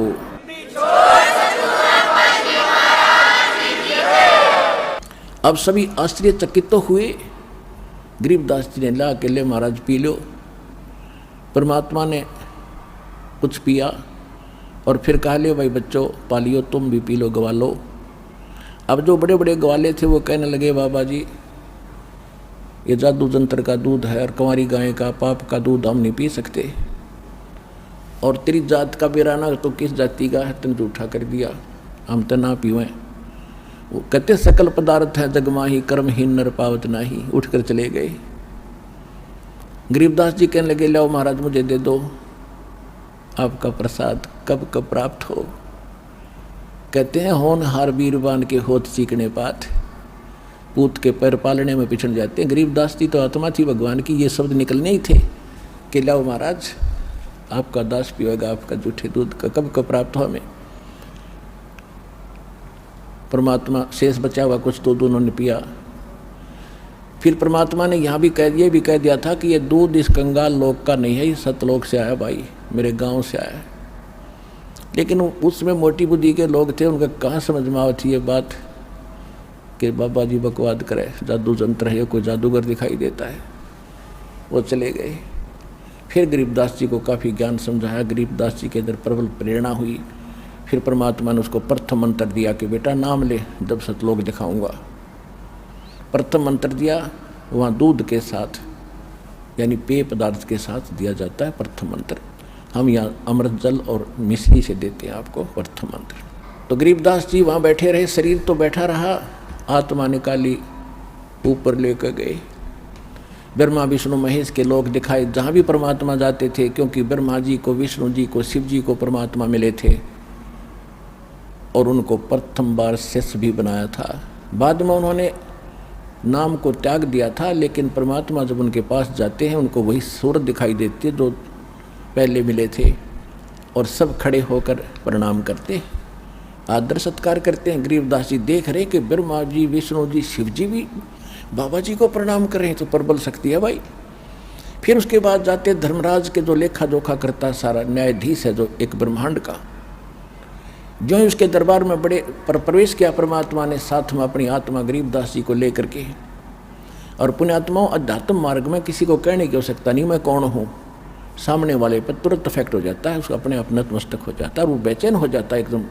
जब परमात्मा ने प्रवेश किया कबीर साहब ने धर्मराज के दरबार में, न्यायाधीश के दरबार में, एकदम कुर्सी छोड़कर वो खड़े हो गए बाहर दूसरी साइड में और कहा महाराज विराजो कुर्सी, बैठो, सिंहासन लो अपना। लेकिन परमात्मा खड़े रहे और आदेश सुना रहे हैं। जैसे एसपी जाता है एसएचओ के ऑफिस में, वो खड़ा हो जाता है कुर्सी छोड़कर और एसपी उसको निर्देश देता है और डांट भी लगा देता है, विशेष हिदायत देता है कोई ऐसी गलती मत कर देना, और वो कहता है यस सर, क्योंकि ये औपचारिकता एक नियम है हमारा, एक आदर सत्कार होता है, ऐसा होना भी चाहिए। गरीबदास जी ने फिर अपनी आंखों देखा, क्या बताया, धर्मराय दरबार में दई कबीर तलाक, मेरे भूले चुके हंस को तू पकड़िए मत कजा के। जिस न्यायाधीश के सामने ब्रह्मा विष्णु महेश कांपे और उनको परमात्मा कजा कह रहा, कजाक ए नालायक, कजाक माने नालायक, ए नालायक मेरे भगत को जिसने मेरा नाम ले रखा हो मेरे परम संत से, उसको छेड़ मत देना। बोले पुरुष कबीर से धर्मराज कर जोड़े, तुमरे हंस को पकड़ो नहीं मन 2 ही लाख करोड़े। कि आपके भगत को मैं नहीं पकड़ूंगा भगवान, लाख दोहाई। फिर उसने अपनी व्यवस्था प्रकट की कि है भगवान मेरी एक समस्या है कि आपकी शरण में आने से पहले जितने भी प्राणी हैं इनके पूर्व जन्म के जो संस्कार हैं मेरे पास अकाउंट है उनका, और यहाँ का नियम है जैसा जिसने कर्म किया है दोनों भोगने पड़ते हैं। तो वो जो कर्म है पहले के किए हुए वो तो मैंने इनको भुगतवाने पड़ेंगे, मेरी मजबूरी है। तो धर्मराय क्या कहता है कि कर्मों से तीरथ थे अब जो हैं शरण कबीरे, वो तो मोहे पकड़ने पड़े और जड़नी पड़े जंजीरे। उनको तो मैंने पकड़ना पड़ेगा वो दंड भुगतवाने के लिए। तो क्या बोले परमात्मा, कर्म भरम ब्रह्मंड के मैं पल में करहूँ नेश, जिन हमारी दुहाई दी सो करो हमारे पेश। ओए होए होए।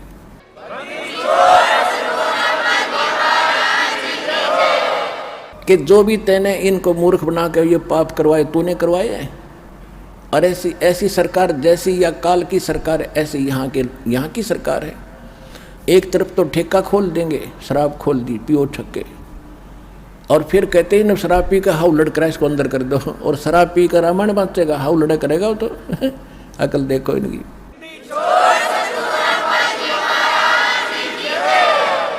तो कहते कर्म तू खुद करवा रहा है इनसे बेवकूफ बना के। एक तो इनके अंदर ऐसी वासना भर दी, विकार करें, बकवाद करते हैं, फिर दंड लिख दिया कि ये दंड तेरे को ऐसा करेगा तैसा दंड। तो कहते परमात्मा कि कर्म भ्रम ब्रह्मंड के मैं पल में करहूँ नेस, और जिन हमारी दुहाई दी सो करो हमारे पेश। कहते जो तेरे कर्म तेरे कागजों में लिखे हैं मेरे पास ले आना। परमात्मा का प्रत्येक ब्रह्मांड के अंदर एक अलग से राजदूत भवन है। अब परमात्मा ना धर्मराज ने देखा, ना ब्रह्मा विष्णु में इसने देख रखा, और देखेगा कौन? उनके पहचान में कौन आओ कौन बैठा है? तो त्रिकुटी जो त्रिकुटी है वो एक इंटरनेशनल एयरपोर्ट समझ लो, और वहीं पर फिर सबके सेक्रेटरीट हैं। जैसे प्रत्येक देश में राजदूत भवन होता है, तो यहाँ वहाँ परमात्मा एक राजदूत रूप में रह रहे हैं, स्वयं ही अन्य रूप बना करके। और कहा कि जैसे कोई देश किसी देश का नागरिक है दूसरे देश में रहता है, उसको कोई दिक्कत आती है तो राजदूत भवन वाला कहता भी हमारे नागरिक को तो हम मेरे पास लेना, पहले हम पूरी जानकारी करेंगे फिर तुम कुछ एक्शन लेना। तो यही परमात्मा ने कहा कि कर्म भ्रम ब्रह्मंड के मैं पल में करहूँ नेस, और दिन हमारी दुहाई दी सो करो हमारे पेश, मेरे पास ले आना, और तेरे सभी जितने भी कर्म हैं वो मैं क्रॉस कर दूंगा, इनके फिर भोगने नहीं पड़ेंगे।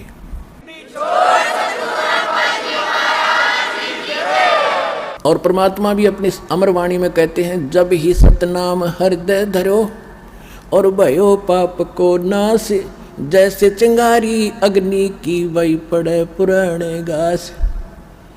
यजुर्वेद अध्याय नंबर 8 के श्लोक नंबर 13 में भी स्पष्ट किया है कि परमात्मा घोर पाप का भी नाश कर सकता है, घोर अपराध को भी अपने भगत के पाप का नाश कर देता है, खत्म कर देता है, अपराध का नाश कर देता है, समाप्त कर देता है। उसके बाद परमात्मा उस स्थान पर पहुंचे जहाँ ये काल विशेष सतर्क रहता है। उस स्थान पर आसपास किसी जीव की जान की हिम्मत नहीं, जो 11वां द्वार है।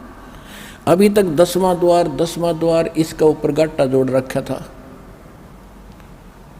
और एक जम्मू के अंदर है रांजड़ी में मधु परमहंस फौजी, उसका कितने 11वां को द्वार का पता लग गया किसी वाणी में कबीर साहिब की। वो ने छाती को टैग मैंने सबसे अंतिम वस्तु मिल गई, आज तक किसी को नहीं पता 11वां द्वार बता, यही बात है, हल्दी की गांठ से पंसारी बन जाता है कभी। 11वां द्वार तो वो है जहाँ 21 ब्रह्मांड का अंड होता है। आगे अक्षर पुरुष के लोक में प्रवेश करना होता है, और उस द्वार के ऊपर ये काल स्वयं बैठा है, किसी पर विश्वास नहीं करता है, कोई इधर निकल नहीं जा, कोई एक भी प्राणी नहीं जाना चाहिए, इसने इतना गजब का जुगाड़ जोड़ रखे। अब जब परमात्मा गरीबदास जी को लेकर जा रहे थे, सामने देखा विकराल चेहरा, उसका ओरिजिनल रूप में बैठा है वहाँ पर। उसकी शक्ल देख ले तो कलेजा फट जाए आदमी का, ऐसी है इसकी ओरिजिनल शक्ल। यदि इसके ऊपर कवर डाल के आता, कहीं पर मामन के खड़ा हो जाए, कहीं विष्णु जी कहीं शिव जी का रूप बना लेता है। तो गरीबदास जी ने देखा कि सामने एक भूत सा बैठा है, लंबे लंबे दांत, ओछा मत्था, और उसने भी देखा ये कौन आ रहे हैं, वो भी उकसा।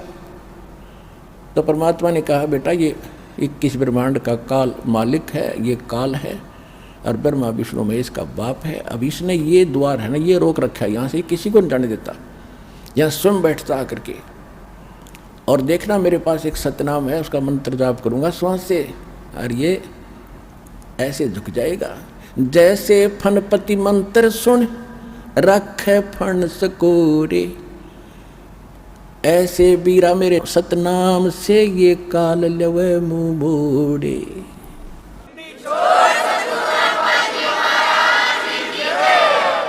जैसे फनपति, फनपति माने नाग, फन ठा रखा है उन्होंने डसने के लिए।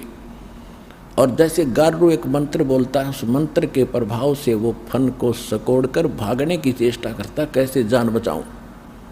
तो परमात्मा कहते जैसे फनपति मंत्र सुन रखे फन सकोड़, यानी इकट्ठा कर लेता है, ऐसे बीरा मेरे उस सतनाम से, ओरिजिनल नाम से, यू काल लवे मुँह मोड़े, ये भी ऐसे झुक जाता है। जब परमात्मा ने कहा कि देखना बेटा मैं सतनाम का जाप करता हूँ, और देखना इसकी हालत क्या होगी। कहते ऐसे उठ रहा था, और परमात्मा ने स्मरण किया, एकदम ऐसे झुक गया कति, तो उससे रास्ता साफ हो जाता है, इसके हटता नहीं वहाँ से। सब दुष्ट है, उड़े बैठे बैठे न मुड़ गया। कहते इसके सिर पे पैर रख के दोनों जने कहा जा बेटा इसके ऊपर गए, और जब आगे 11वां द्वार पार किया। ये यहाँ बनाओ बात तो समाधि ला के मूर्ख बना रखे, ये कहाँ जाएंगे, 10वां द्वार पार नहीं कर सकते ये लोग। कहते ब्रह्मेंद्र के घाट को खोले तो कोई एक द्वारे से फिर जाते, ऐसे बहुत अनेक।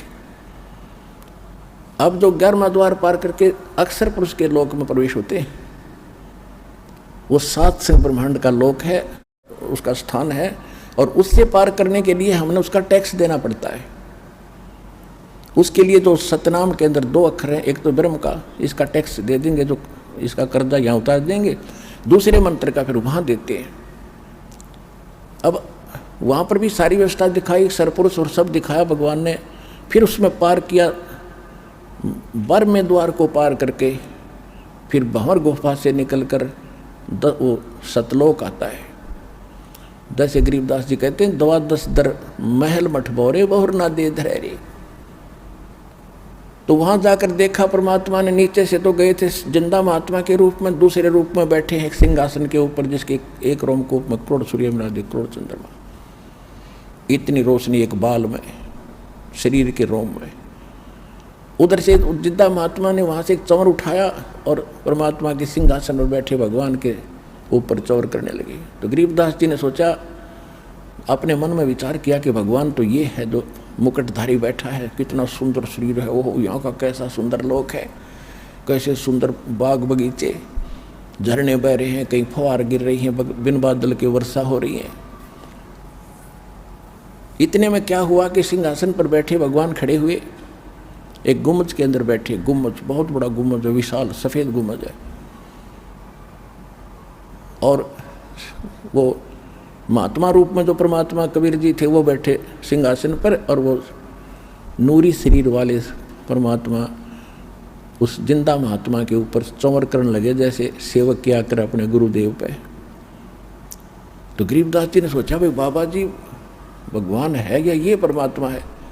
इतने मोते जो मैं शरीर उस जिंदा जो नीचे से गए थे जिस रूप में मालिक, उसमें समा गए, और इतना नूर हो गया उस बॉडी का बहुत कना, और चंवर अपने आप घूम रहा है। जब गरीबदास जी ने चरण पकड़े हैं परमात्मा, ओए आप ही भगवान हो,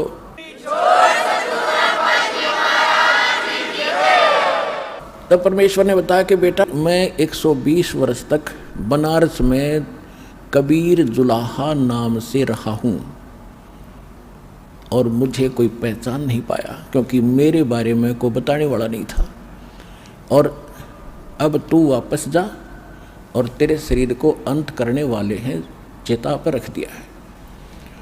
उधर से गरीबदास जी को मृत जानकर शाम के समय 5-6 बजे से उन्हें संभाला। 4-5 बजे से आकर के पालियों ने देखो तो कहाँ है कि गरीबदास जी बैठे हैं। पहले आवाज़ लगाई, नहीं उठे तो पकड़ के हिलाया कि भगत जी खड़ा हो ले। भगत बन गया, वो गिर गए। मृत जानकर 2 पाली गांव में भागे आए। जिसको भी पता, छोटा सा गांव था, एक बहुत बड़े लैंडलॉर्ड का इकलौता पुत्र, और उसकी मृत्यु हो जाए। गांव में करलाट मच गया, माता पिता बेहोश हो गए। फिर भी गांव के लोग दौड़ दाड़ कराए, उसको ले गए घर ले आए, फिर चिता पर रख दिया। उधर से गरीबदास जी कहते भगवान मैं नहीं जाता उस गंदे लोक में, मुझे यहीं रख लो दाता। परमात्मा ने कहा बेटा ऐसे नहीं बनेगी बात, आप जाओ। आप जब यहाँ से गए भक्ति युक्त थे, सतनाम आपने बहुत घनी भक्ति थी, अब वहाँ पर खत्म कर दी तुमने।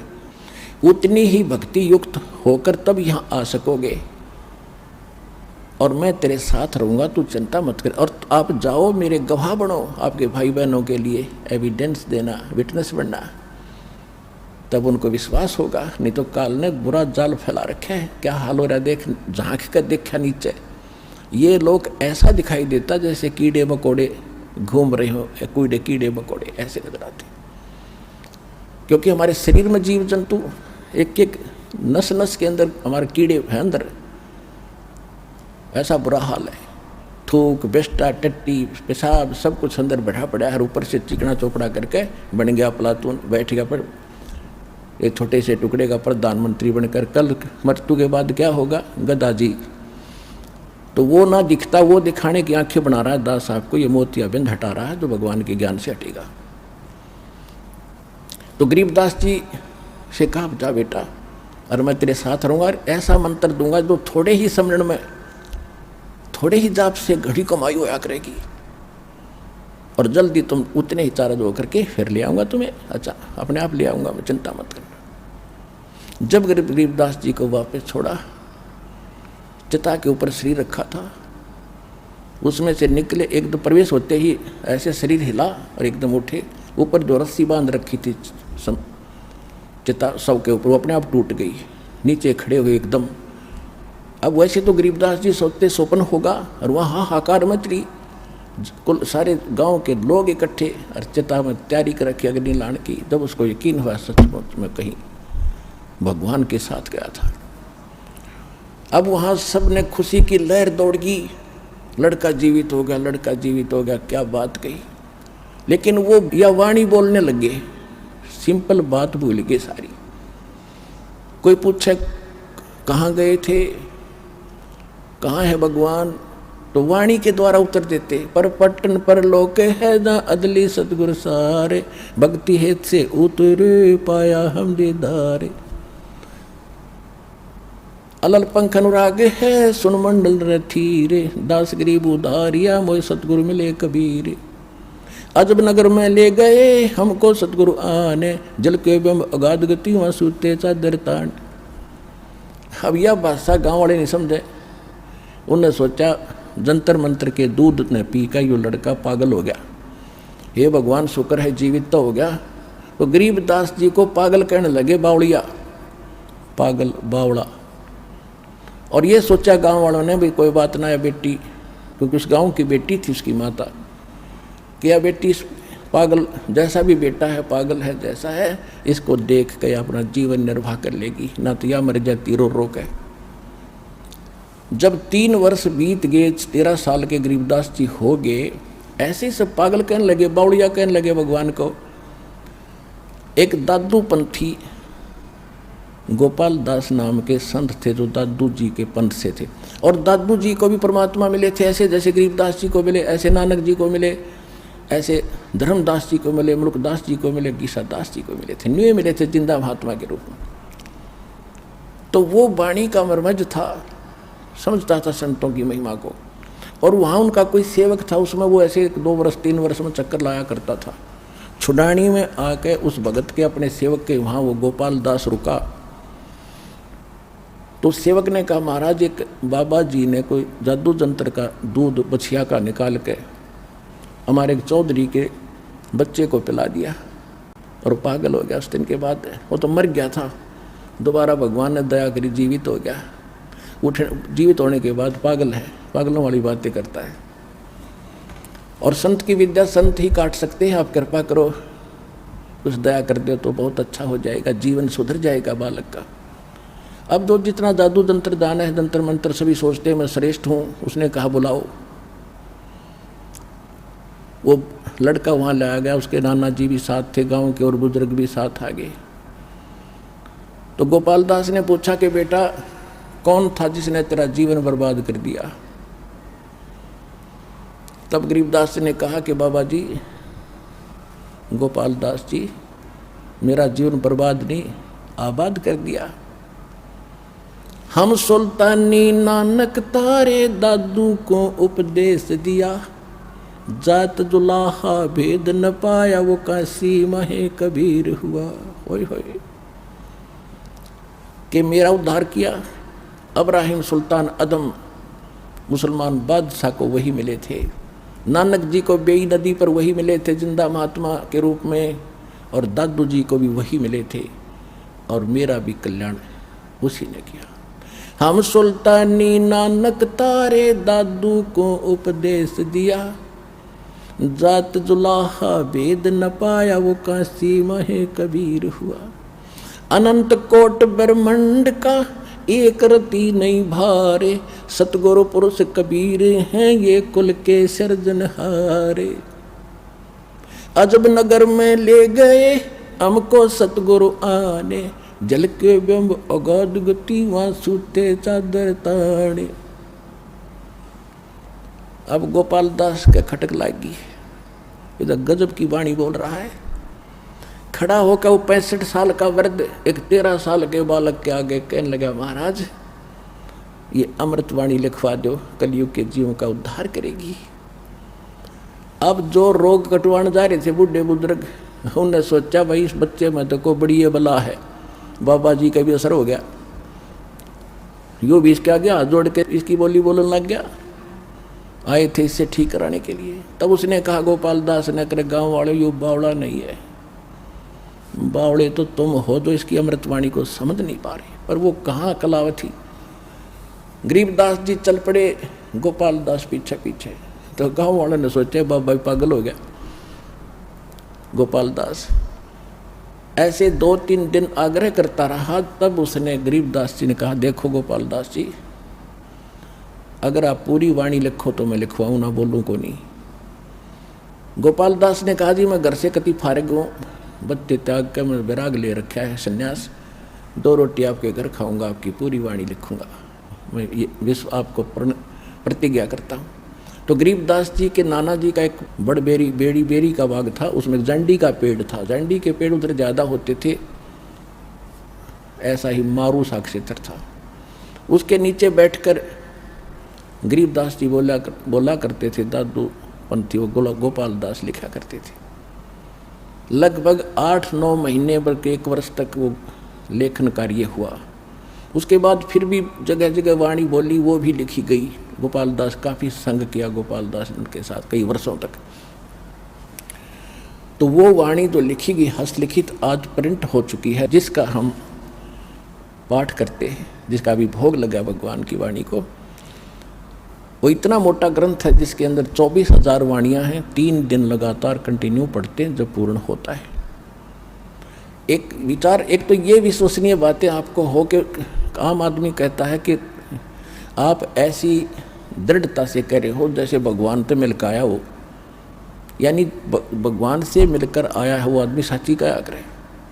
तो गरीबदास जी भगवान से मिलकर आए हुए थे और परमात्मा का दिया हुआ ज्ञान उन्होंने बोला और लिखवाया।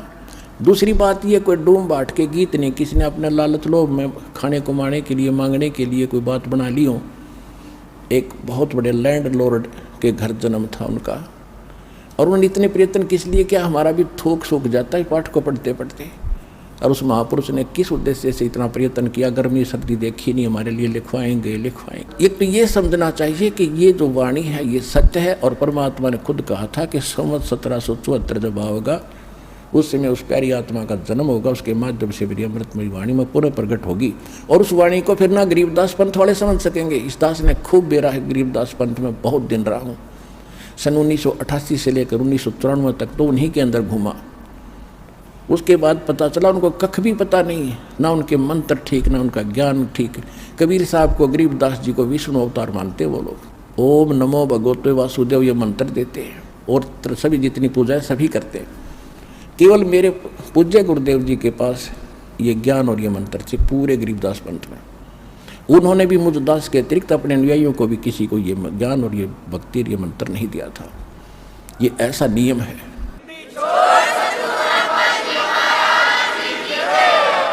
तो प्रश्न चल रहा है कि वो मंत्र कौन से हैं जिनसे मोक्ष होगा। ये सूक्ष्म वेद में लिखा, गरीबदास जी ने अपना कंप्लीट कोर्स लिखा हुआ है, उसमें ये 7 मंत्र हैं। पहले ये 5 दिए जाते थे, अब जो प्राइम टाइम है इसमें ये 7 दिए जाएंगे। ये वेदों में प्रमाण है कि जब मोक्ष समय आएगा पूर्व संत तो पहले तो 5 दिए जाएंगे, उसके बाद फिर 7 दिए जाएंगे। ये दास ने अपने प्रवचनों में भी बताया है, जिसकी एक पुस्तक भी बनी हुई है, कबीर पंथ की स्थापना, पतन और उत्थान। उसके अंदर दास ने पूरा विवरण उसमें दिया हुआ लिखा हुआ है। अब क्या है कि पहले वो 7 मंत्र गरीबदास जी ने अपनी वाणी में कति अलग से मंत्र लिखा पूरा। उसके बाद फिर एक होरी अंग है, होरी, उसके अंदर क्या बताया है। अब जैसे नानक साहिब जी की एक समुद्र की साखी नाम की एक वाणी है, भाई बाल्य वाली जन्म साखी के अंदर आपको बहुत बार दिखाया भी है, रूबरू भी किया है। जब नानक साहिब जी मर्दाना और बालाजी के साथ में समुद्र के अंदर चलने लगे, नानक साहिब जी से मर्दाना और बाला ने प्रार्थना की थी कि हमें लंका का दिखाओ महाराज। तो समुद्र के किनारे जाकर के उन्होंने कहा था कि तुम मेरे पीछे वाहेगुरु वाहेगुरु मंत्र बोलते हुए आ जाओ, और ऐसे चल पड़े जैसे पृथ्वी पर चलते हैं, समुद्र के ऊपर चल पड़े। उधर नानक साहिब जी वो सतनाम 2 अक्षर का, जैसे वाणी माता है सोए गुरु पूरा कहावे 2 अक्षर का भेद बतावे। और नानक साहिब जी ने कहा कि कहते हैं कि जे तू पढ़ा पंडित बिन 2 अक्षर बिन 2 नावा, परमत नानक एक लंघाए जय कर सत समावा। पंडित जी को कहते हैं जे तू पढ़ा पंडित बिन 2 अक्षर बिन 2, एक 2 नाम नहीं है तेरे पास, 2 अक्षर का ये मंत्र नहीं है, तो चैतन्य 4 वेद भी गोट रखे योजले से। यही कबीर परमात्मा ने तो ये दे ही रखा ज्ञान। गुरु ग्रंथ साहिब में भी लिखा है कि कहे कबीर अक्षर 2 भाग होगा खसम तलेगा राग, यानी इस अक्षर 2 अक्षर के मंत्र को दान करने वाला अधिकारी संत होना चाहिए, तब तो उसकी रक्षा होगी। आम व्यक्ति उस नाम को देगा, उससे कोई लाभ नहीं होगा। और नानक साहिब जी क्या जप रहे थे 2 अक्षर का मंत्र। मर्दाना ने देखा कि गुरुजी तो 2 अक्षर का मंत्र जाप करे, ओम सोहम, वो भी फिर उसी को जाप करने लगा, वो फिर डूबने लग गया। नानक साहिब जी ने कहा कि मर्दाना तो वही मंत्र जाप कर, अगर ऐसा गुरुजी की नकल नहीं करते होते, आज्ञा का पालन करना चाहिए। तो फिर वो मर्दाना हुआ, एक गुरु कहने लगा, जब ठीक होया उसी तरह से चलने लगा।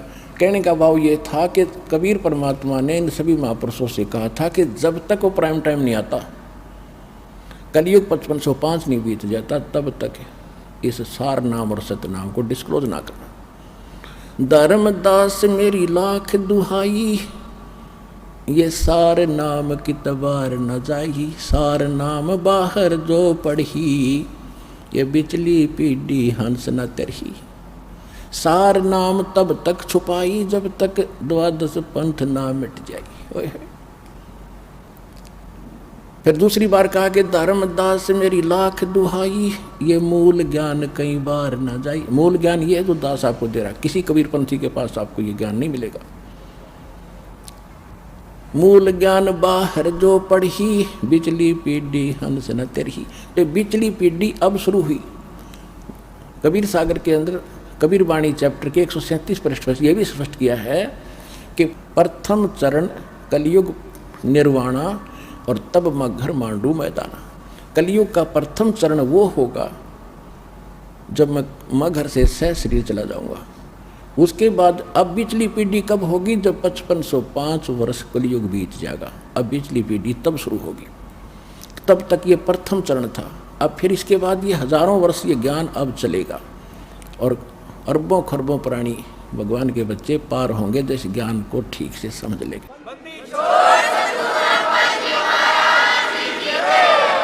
उसके बाद फिर ये भक्ति नाश हो जाएगी, कृतघ्नी प्राणी हो जाएंगे, मांसाहारी हो जाएंगे, कलयुग के एंड में तो बुरा हाल हो जाएगा। अब फिर पुनः सतयुग जैसा माहौल होगा, पूरी पृथ्वी पर वातावरण चेंज होगा, सुंदर बाग बगीचे, उसी तरह सुंदर आहार शुरू होगा। अच्छे ये परमात्मा देगा, परमात्मा की तरफ से आएंगे। सारा कुछ देखना कैसे होगा आप सोच भी नहीं सकोगे ये क्या हो रहा है।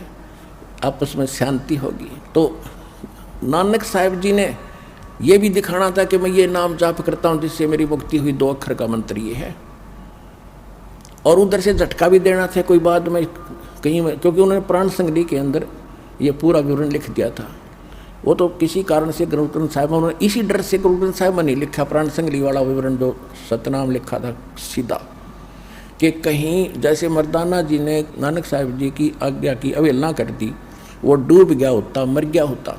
इस डर से गुरु ग्रंथ साहिब में वो वाणी ये नहीं लिखी इन्होंने, वो छोड़ दी कि कहीं कोई सिख बच्चा और इस मंत्र का जाप कर लेगा तो उस मर्दाना की तरह नानक साहिब जी की आज्ञा की अवहेलना करके दंडित हो जाएगा।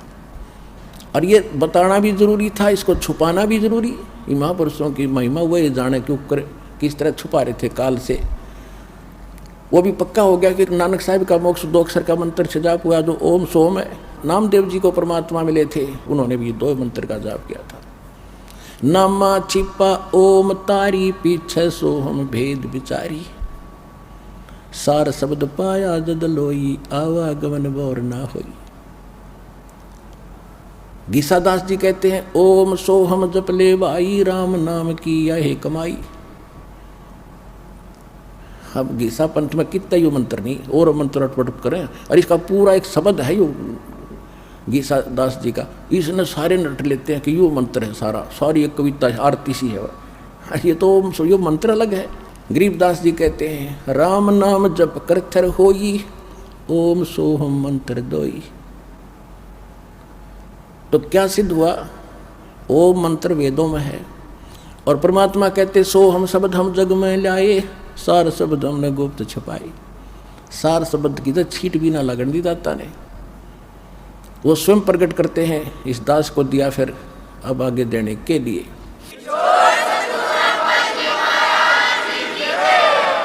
ऋग्वेद मंडल नंबर 9 और सूक्त 95 के मंत्र नंबर 2 में यही स्पष्ट किया है कि परमात्मा स्वयं आता है अपने मुख कमल से वाणी बोलकर, यानी भक्ति की प्रेरणा प्रेरित करता है, यानी भक्ति के लिए प्रेरणा वही करता है प्राणियों को, और वो मोक्ष मार्ग के गुप्त मंत्रों का आविष्कार करता है।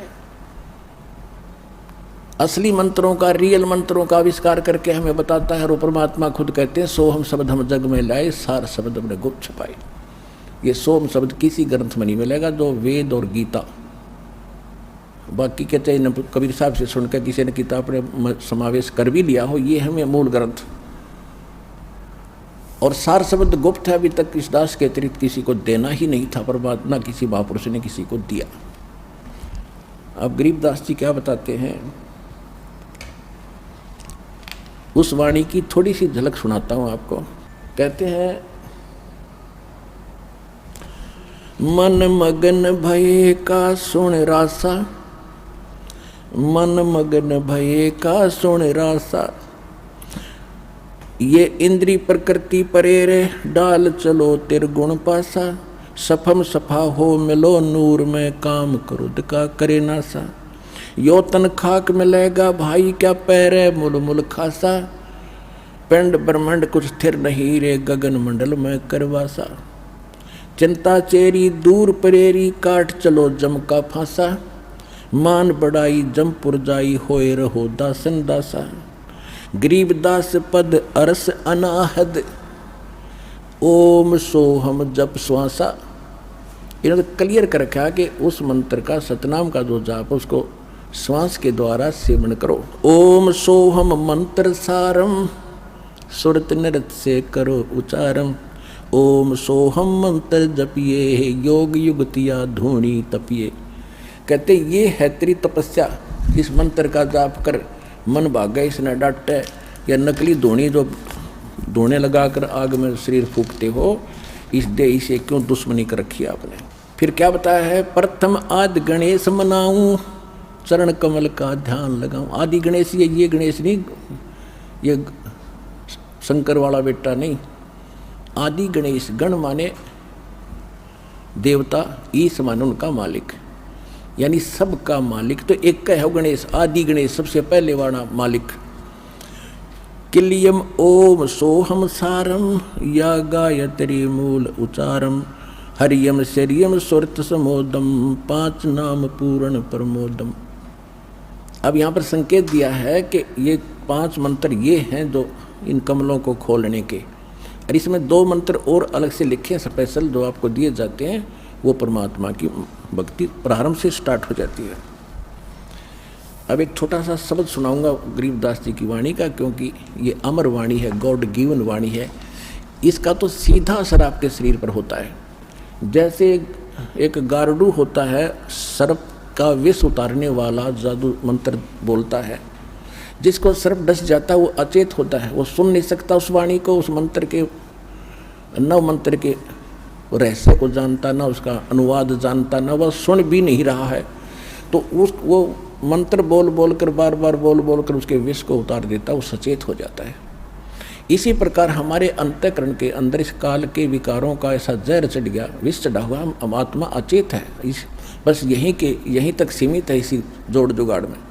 और इस वाणी से आपके ऊपर तो वो गारडू की तरह से ना भी समझते आप इस वाणी को, और आप इस समर्थ यानी दास अधिकारी है उस परमात्मा का, इसके मुख से जो निकला वचन है वो पूरा असर करेगा। अब वो चाहे किसी DVD में भर दिया है, वो भी आगे बोलेगा, उतना ही काम करेगा।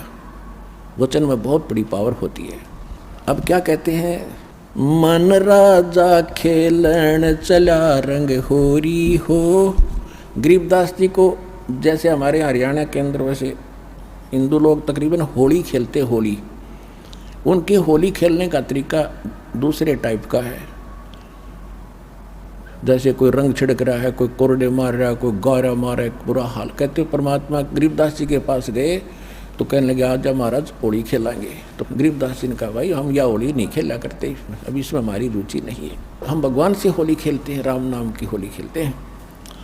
मन राजा खेलन चला रंग होरी हो, पर पट्टन की सैल राम रंग होरी हो। भाई पावन अटके पपी हिल के रंग होरी हो, जावा महल कबीर का रंग होरी हो। पानी पवन की गम नहीं रंग होरी हो, जहाँ चंद सूरज ना जाही राम रंग होरी हो। 4 वेद पंडित पढ़ा रंग होरी हो, ये 52 अक्षर लेख राम रंग होरी हो। वो अक्षर या मैं नहीं रंग होरी हो, वो रह शेष के शीश राम रंग होरी हो। यो कागज कलम कलेश है रंग होरी हो, भाई शाही का नहीं काम राम रंग होरी हो। देह माहे विदेह रंग होरी हो, बिन ही रसना नाम राम रंग होरी हो। तारंग मंत्र लीजियो रंग होरी हो, ओम सोहम नाद राम रंग होरी हो। कहते वो पार करने वाला तारंग मंत्र हमारे पास है, वो ले लो, इससे तुम्हारे घर में भी खुशी और परलोक भी खुशी।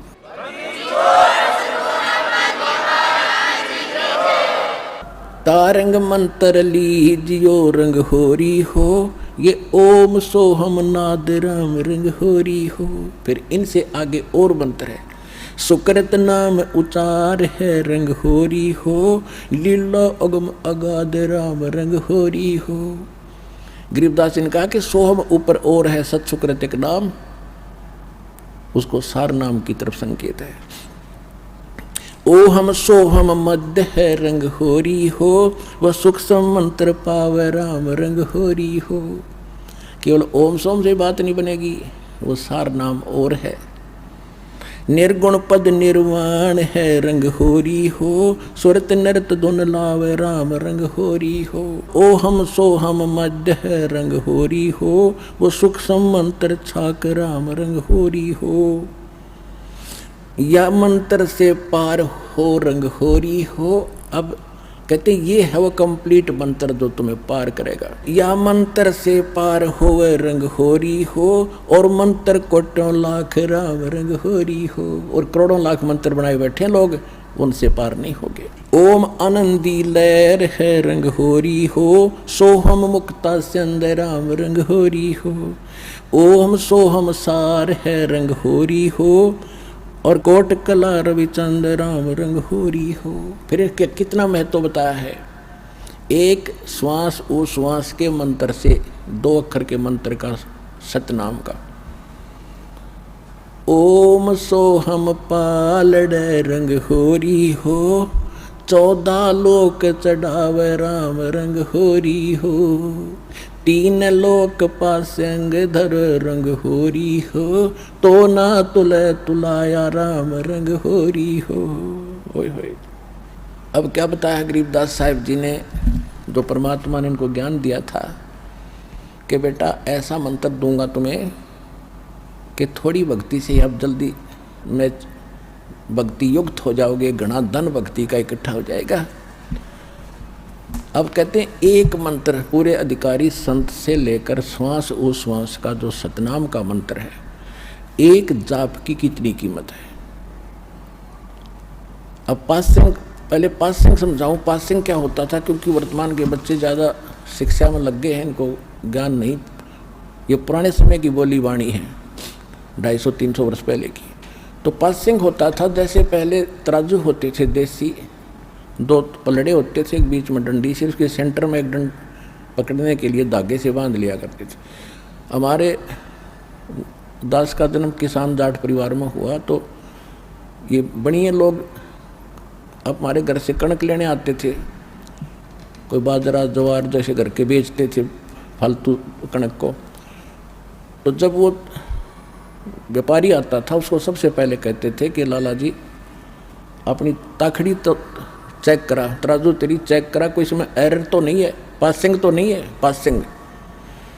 और उस एरर को ठीक करने के लिए जैसे कोई थोड़ी बहुत टेढ़ा मेढ़ा होता पलड़ा, तो वहीं से कणक जो तोली जाती थी, जैसे 50 मन गेहूँ तोलने हैं और उसमें तखड़ी में एरर है तराजू में, तो थोड़े से गेहूँ उठाकर दूसरे पलड़े में डाल देते, वह बैलेंस हो जाती। उसको पासिंग कहा करते। 4 दाने 10-20 दाने जो कणक के होते, गेहूँ के या बाजरे के, जो तोलना होता था, उसको कहते पासिंग।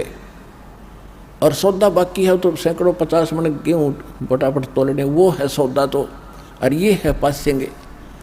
तो क्या बताते हैं, ओम सोहम पालड़ रंग होरी हो। एक तरफ तो ये एक मंत्र का जाप रख दो सतनाम का, इसको सतनाम कहते 2 अक्षर के मंत्र को।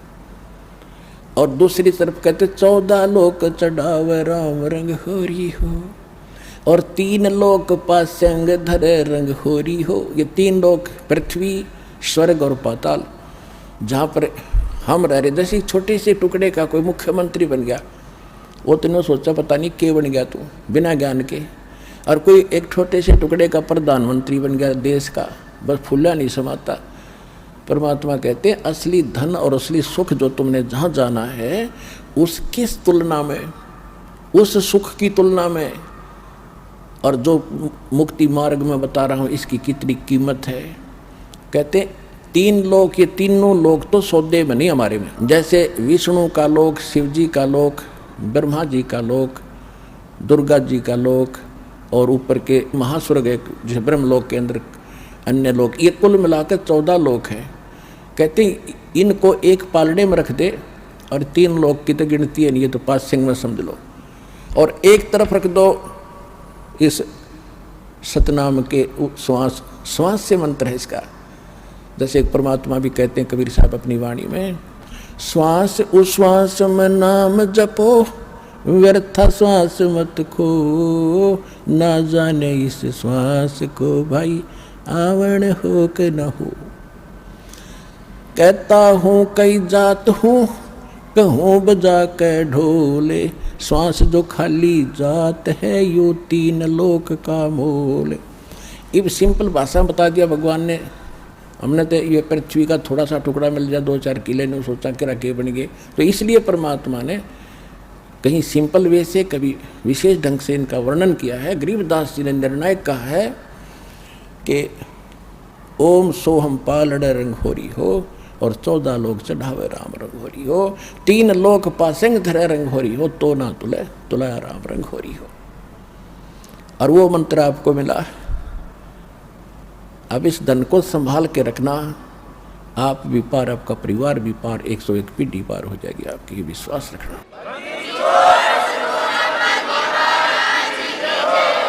तो आज का प्रसंग ये था कि विश्वास कैसे करें। जो भक्ति हम कर रहे हैं तो आपको वेदों से प्रमाणित कर दिया, उन महापुरुषों की वाणी से प्रमाणित कर दिया जिनको भगवान